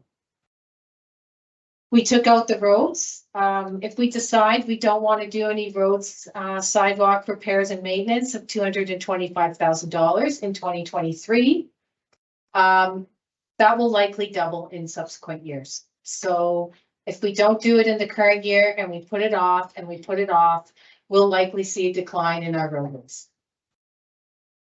And then we put in for administration, which is the citywide. They're going to help us do some work on the asset management, and we have a grant for that. So the overall impact to the budget is zero. So as you can see the story go on, there's very few incremental revenue items or expense items where we're going to be able to see a significant savings if we take them out. In fact, it's quite minimal, and there could be actually it could be detrimental to the organization if we determine we want to take them out. So we are sitting with in this particular line, we're sitting with a 6.483 tax amount, and that is a tax increase of 3.5%. But I have taken out some costs and they're not included in here. And they need to be heavily considered for the budget. The other thing to consider is the West End requisition, which went up about 343,000. A significant component of that is a debenture that is not going to be executed in 2023. But I am recommending that we maintain that amount and we put it in reserves. We have literally depleted the reserves for West End. And on a go-forward basis, we need to think about a program now to start replenishing that reserve amount. So the exercise was I think useful. But what I think it did determine is there's not a lot of incremental one-time costs in here that we could say are going to save us money, or costs that we could potentially take out because we don't need them. In this initial year, given that we are trying to amalgamate 2 operations and a number of bylaws and different plans, I think there is a necessity to keep the budget as is. If we determine that we want to only have a tax increase of 3.5%, then we are likely going to have to go to reserves to fund some of the amounts, basically the $324,000 we need for planning and the $225,000 we need for the road work that we're going to have to do. That's staying at 3.5.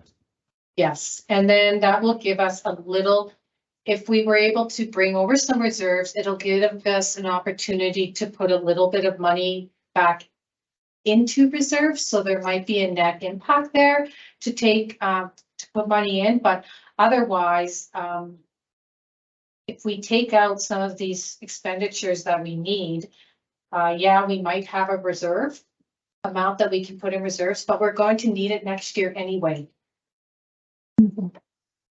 We're just going to be a year behind. And with inflation, and we say inflation is 5.5%, there is many areas where inflation is far surpassing 5.5%. In fact, in some of the construction areas, and even with meeting with Urban the other day, you know, some of their costs have gone up like 15-20% on raw materials. And we know that from our experience with some of the other West End. So I think in saying that we can stay with an inflationary rate of 5.5%, we can make a 3.5% tax increase work, but we're going to have to go into reserves to fund some of the programs for this year, which I'm not sure that we thought it wasn't necessary, given that we are in the first year of our amalgamation. And that's not even having a discussion over what the fire services group is going to look like. Because we've left that status quo, and that is going to change. Okay, I got a comment over here first from Councilor Martin. Since West End is a big line item, are there any more grants that we can be applying for? Like the water wastewater partnership? That even goes like for Schrock or our new water department. So I can answer that question through the chair, and certainly the mayor and other members of council are on the West End committee. So we currently have a grant for the Lagoon project for about, was it 12.7 million? Is that 17 altogether with both the federal and provincial? Yeah, so yeah. I think it's just under 13 million, 12.7 million. I think we've received, and that program we are utilizing to complete that project, which will be in 2024. But the whole project now is about 20 million, correct? And we're short about $8 million. If give or take a few. Yeah, through the chair, Councillor Martin, you are correct. The project's going to come in likely around 20 million. And we will debenture some of that project. So on that 8 million, there is no more grants. Got Bill. To answer your question, Councillor Martin, we have appealed to the government, to the province, and we have sent them a letter requesting any additional funding based on some circumstances that have occurred with that project. And I don't believe we've heard back. And given that we're now in campaign season, we likely won't hear back, I would suspect, for quite some time. Okay, Provincial election, of course, is red zone and. yeah, so after determining 2024. winners, Choosing ministers, getting up to speed. Will be 6 to 9 months, just getting to know the new people. Yeah, needless to say, West End is definitely concerned. Okay, Jonathan, I'll go to you for any comment you might have. Yeah, I'm just catching up to speed with the work that you've done prior. I think we're going to have to take a serious look at what we have. I know this is just version 1, so I'm just going to defer my comments till later because I really need to just catch up a little bit more, get a little bit more knowledge in my head. Sounds good. Yeah, we're not going to solve the world's problems tonight, that's for sure. Yeah. Any thoughts? I'm in the same boat. A lot. I should have gone away for 3 weeks. I just wanted to remember this whole this.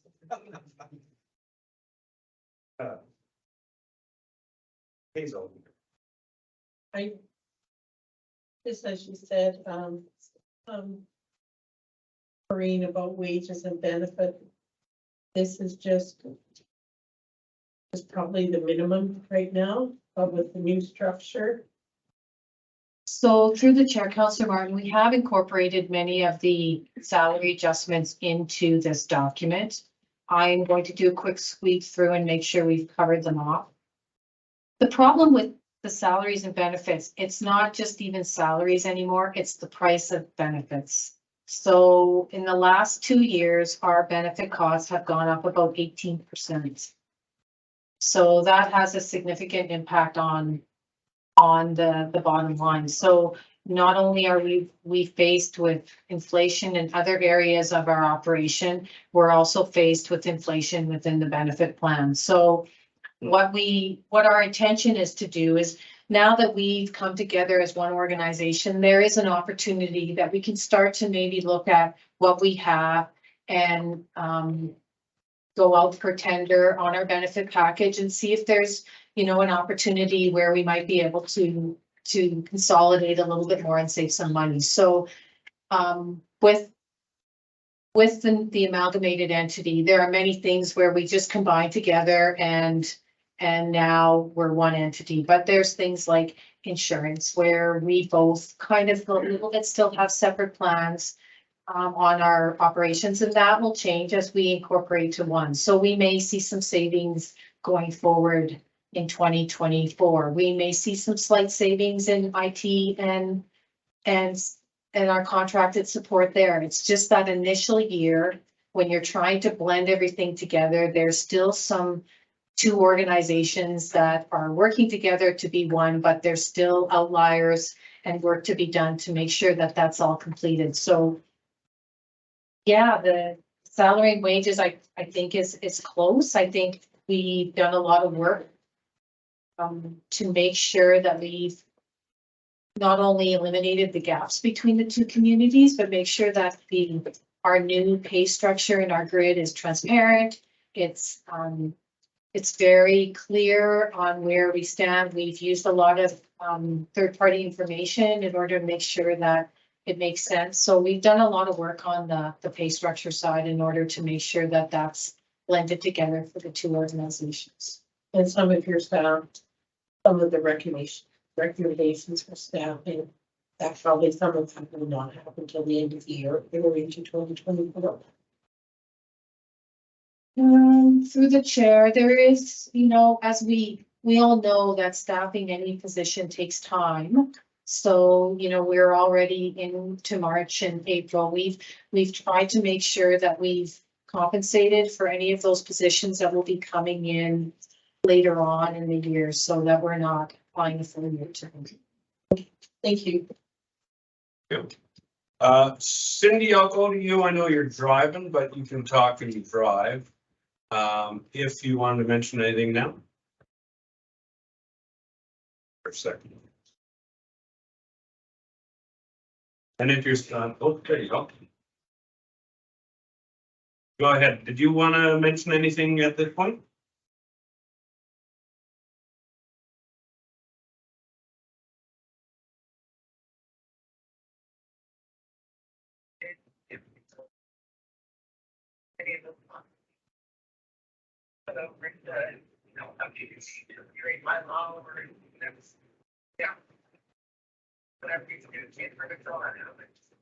Yeah. Yep, and Corinne mentioned that off on the side earlier. So maybe we could just address that, Corinne, in terms of utility rate review. That's another large piece of work that we'll have coming down the pipe. And that will be one of our vessels, Hazel, to address the west end and maybe balancing some of those overages and the reality of the cost of the curves. Yeah, so that one's on the radar, Councillor Holiday, so we'll leave it at that for now. And yeah, if not, again, like I said to Councillor Gordon, we're not solving all the problems tonight. We're just getting another solid sense. So anything else?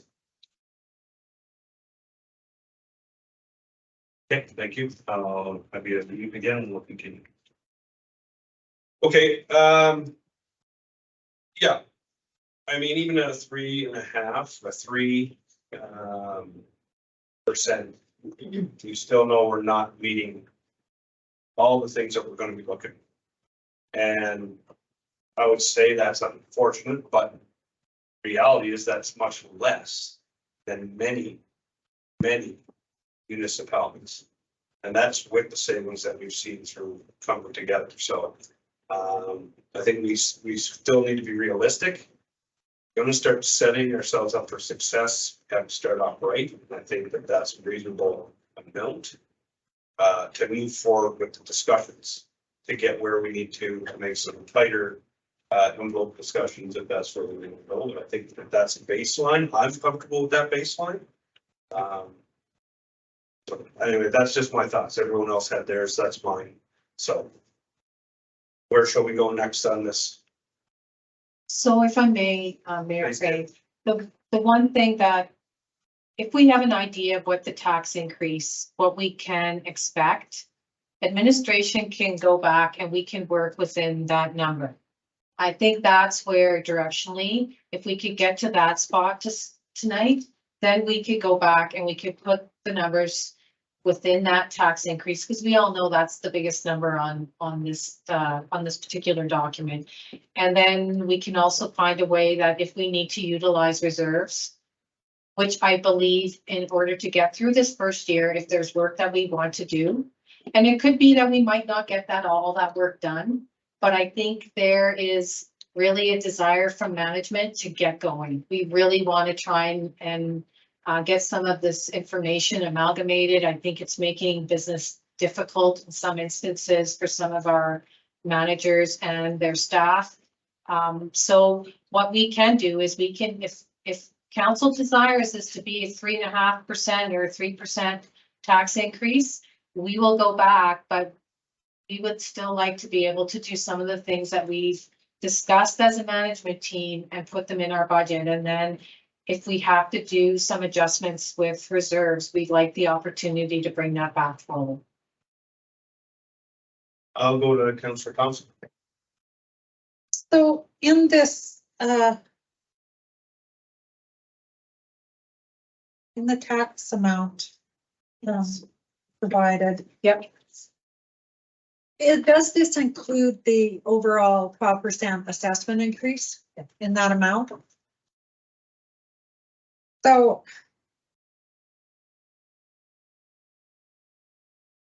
it's a 3% budget increase, not a 3% tax increase. It is what we did was we took the tax revenue from last year. Yeah. And Because basically it's not gonna change significantly. And we put a 3.5% increase on. So we did not take the 9% TAC overall assessment is not factored into this. Well, no, it's not. If we're getting more money because of this huge increase on assessments. So, for example, my house went up $40,000. So, which is more than 12%. I just don't see a mill rate increase. I guess I just don't see why that would happen, because it doesn't matter. Our assessments went up 12%, average 12%. So it doesn't matter if you give a mill rate increase or not, I'm still paying more taxes. Doesn't matter. If you leave it just the same, I'm paying the same, more taxes. A lot more taxes. A lot more taxes. A lot more taxes. Yeah. So, I'm having a tough time with that because we've got that huge, and in a normal scenario, I mean, this is a different scenario this year. And again, we're coming out of COVID. We have this assessment of 12%. We're looking at the inflation rates of astronomical, and not necessarily across the board, but there's some areas that are really being affected by the inflation rates. So I get it as a resident that, you know, like this is a pickle that we're in, but there should be a way that we can at least hold those mill rates. So in order to hold those mill rates, well, we'll level them out so that, because there are different mill rates on both sides. So what would the mill rate be? And I don't think that we can even talk mill rates until we've got this budget down. So really what you're looking for is the 3% increase in the budget or 3.5? Or 2% or 1.5%. Through the chair to address the potential increase. Yes. If we, administration would like 3.5, like really, we need 3.5. That still leaves us probably 2 to 3, maybe 4% behind inflation. It's a tricky place. So it's incredibly challenging. Horribly challenging. So I mean, every municipality has had this challenge because of the inflation rates, but then we've got the additional challenges of the amalgamation and coming out of COVID. Of course, other municipalities as well are coming out of COVID, but I just struggle with any increase to the mill rate. I want them to stay the same because I'm going to be paying more anyway. Well, we would address the mill rate. Yeah, yeah. So to address your question though, Councillor Thompson, with the mill rate, like, so there's going to be a winner and there's going to be a loser in this mill rate discussion. Because we have two communities that we're combining and both of them have different mill rates. If, for example, you used a combined rate of around, you took both, so BD's rate, Black Diamond, the old Black Diamond rate was 7.226. The Turner Valley was 7.7999. If you combined a rate and did 7.512, maintained the mill rate and took the assessment, you'd be looking at revenues about $6.741 million. So that would mean we would be adjusting both mill rates to get an average on the residential side. And we would correspondingly be adjusting both mill rates on the non-residential side. So Black Diamond was 8.971.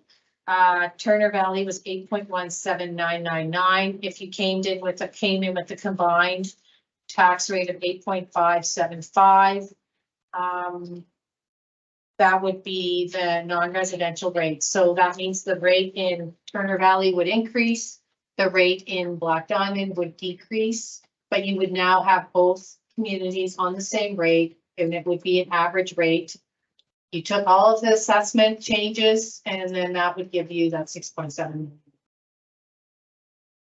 Which, on the positive note, you're not really making huge adjustments to the mill rate, which is something that we don't always like to do, is move that mill rate around, because next year, if we see the flip side with the assessments, then now we've got to do a whole bunch of work to maintain that revenue, which we require in order to operate. So it's tricky. This one is super tricky.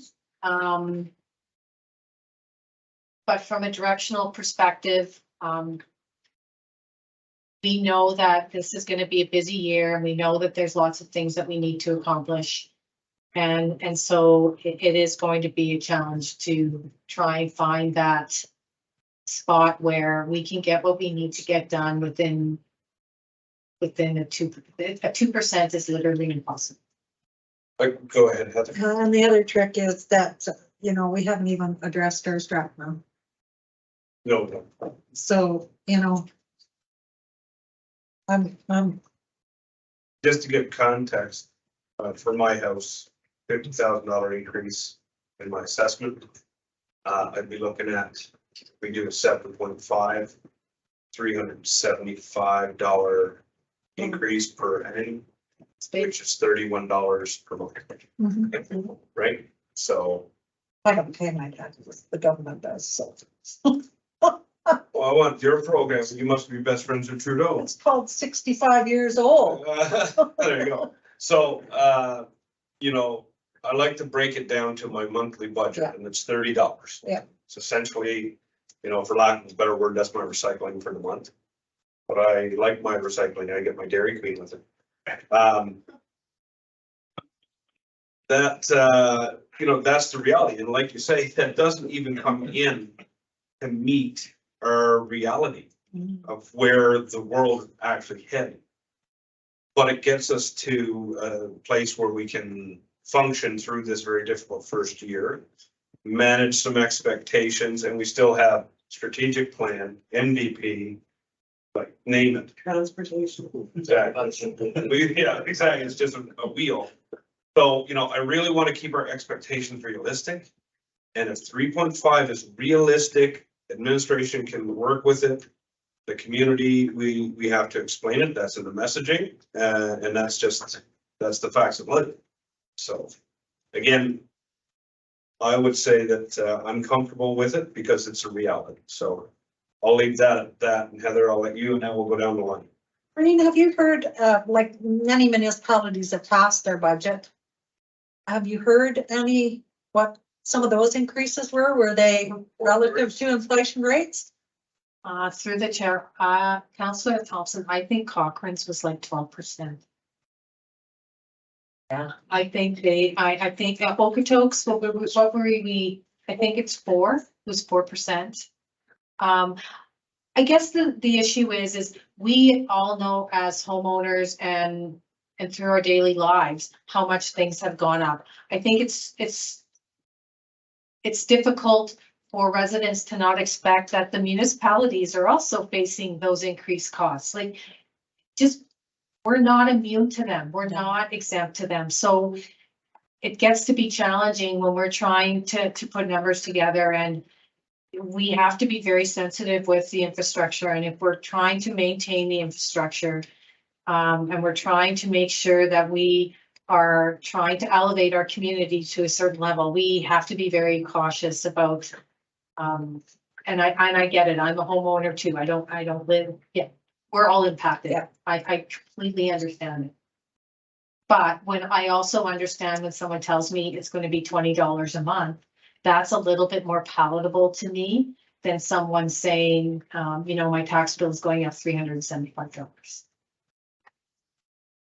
It just makes it a little somewhat more palatable, but I completely understand it. I'm totally okay with 3.5. I wouldn't suggest we go 4, but Well, we're yeah, trying to give something to work with. that's here. what they're looking for. So that's what I'll be comfortable with. Okay. Veronica? Well, there's not much to say. Bring us the rest of the information. Okay, that's, Yeah, he's up.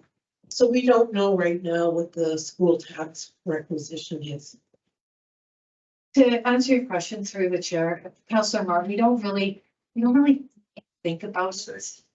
Because it goes on your property taxes anyway, so we pay it up front as a municipality.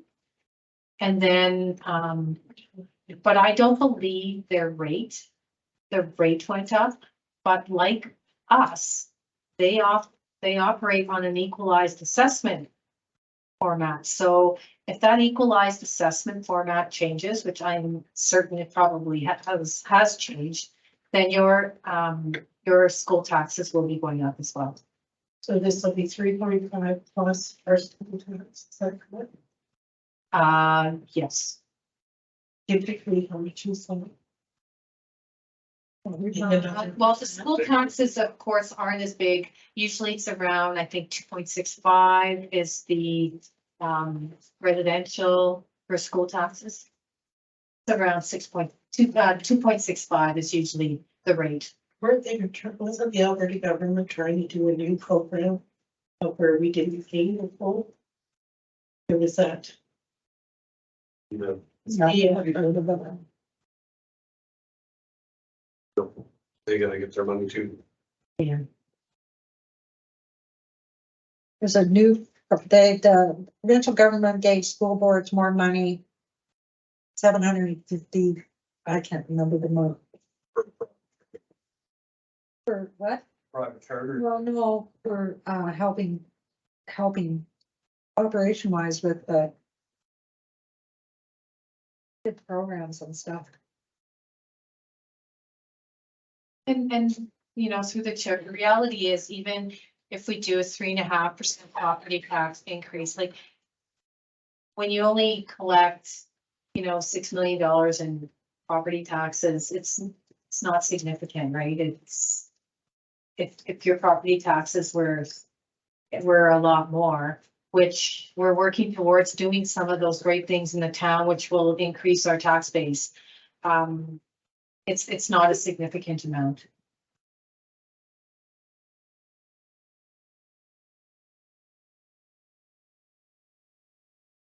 Councillor Gordon, thoughts? Sure, and I don't want to be the stick in the mud on this one, so it'd be much nicer to be in person, to be honest, to have this conversation. I'm not ready to suggest that, yeah, go forward with 3.5%. I think we need to do a bit of a deeper dive into some of this, get a little bit more information.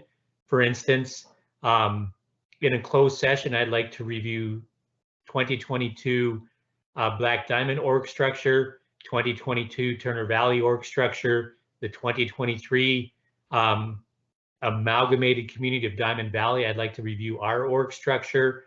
I'm pretty confident with Access HR, duplicate positions have been identified. And I want to make sure from that perspective alone, we're looking at it from an efficient manner. 3.5% on salary and wages. That's much more than the private sector is seeing right now, my business included. So I think I'd like to have a much more fulsome discussion in a closed session where we can have some of those more challenging discussions. Okay, thank you. We did voice your concern around seeing the org charts, just so you know, they bring that forward for you. So yeah, that can be arranged as well, not a problem. And Cindy, you should probably be almost into Calgary now. If you're on Deerfoot, don't answer, but if you're on the ring road, go ahead.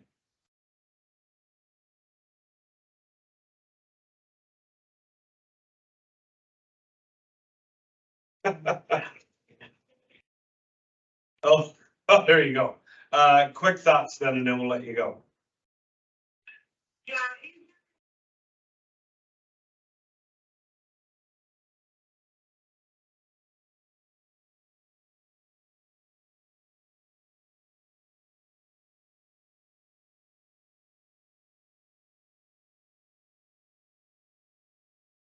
Okay. Thank you. And you can mute again if you want. Okay. 1 second, I'm gonna go over here first. Is there more information that we want to follow up with? Any other details you wanted to outline in today's package?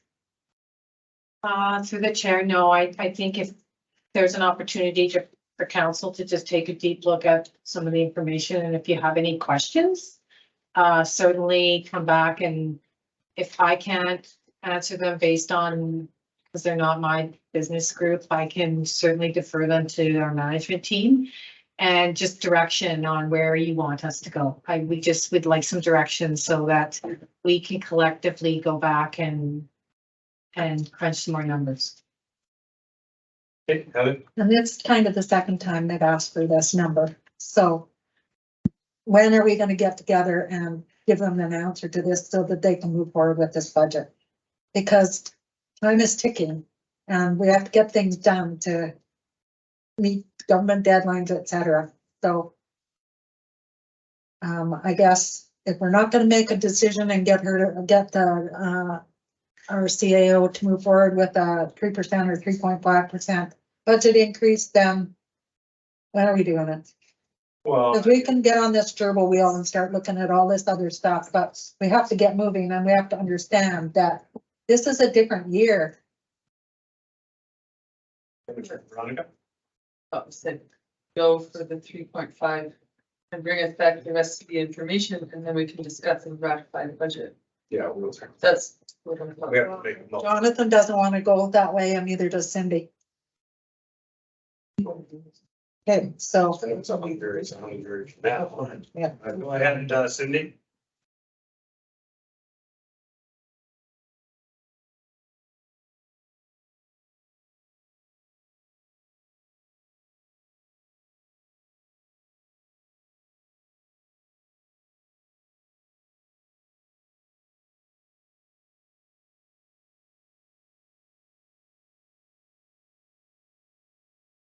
Yeah, that absolutely, and I was gonna suggest that all the council send in any requests, any information that they want clarity on anyway.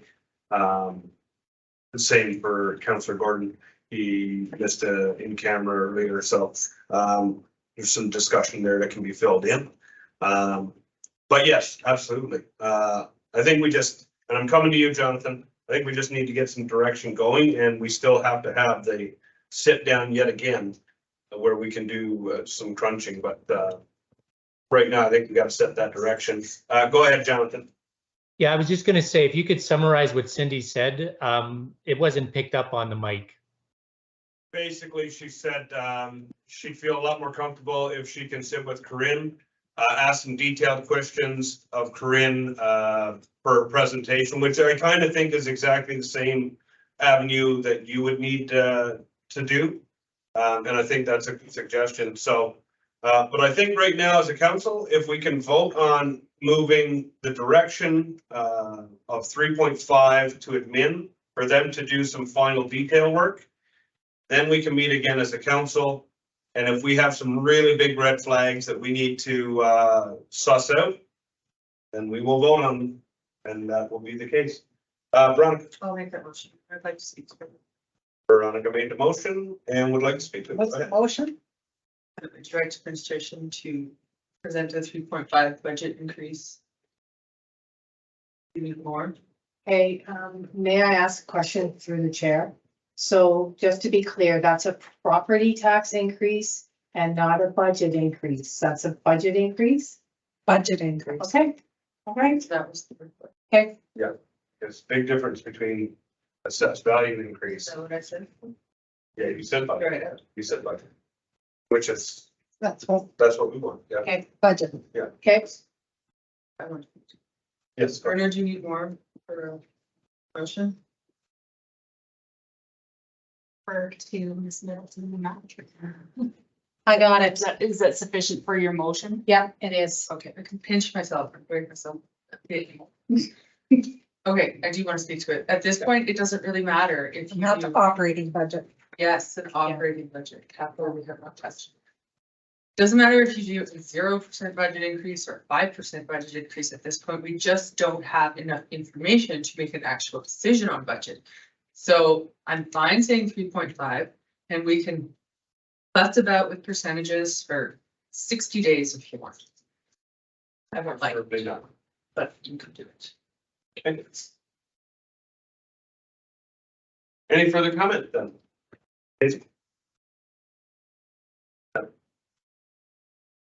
All right, Actually, it does not mean this is what we're doing. It no, this means isn't fun. We had too many variables and have to narrow it down. And we have more information. Correct. All in favor? And all opposed? And Cindy, what is your vote on that one?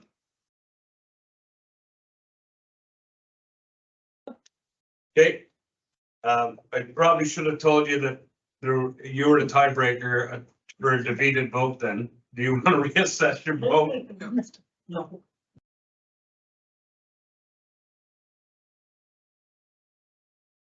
Yes, it is. At 3.5%. That's right, but more detailed with a 3.5.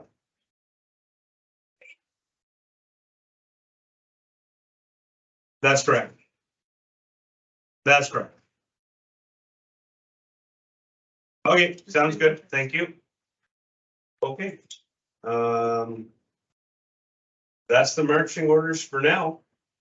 Anything else? Get everyone home for dinner? So if I may, through the Yes, chair, please. Mayor Crane, if we have to have a special meeting, because I'll work with Ferna on maybe sending that out. Because if we're likely not gonna get this approved on May the 4th. And we need to move it forward. And having said that, it looks like the capital, a lot of it has been approved.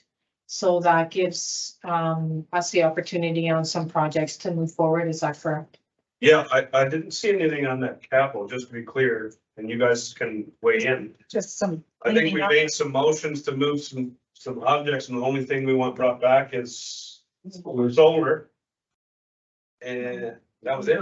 And, Craig is bringing back. Okay. yeah, and a fire. Right, so yeah, there's lots of direction on capital with just one more meeting to go, and I think we'll have capital wrapped right up. Just gonna hold you to that. Yeah. Okay. You heard it, everybody. Everybody, and you out in TV land, you heard it too. That's right. Okay. All right, thank you, management, for sticking around. And we will adjourn. All right.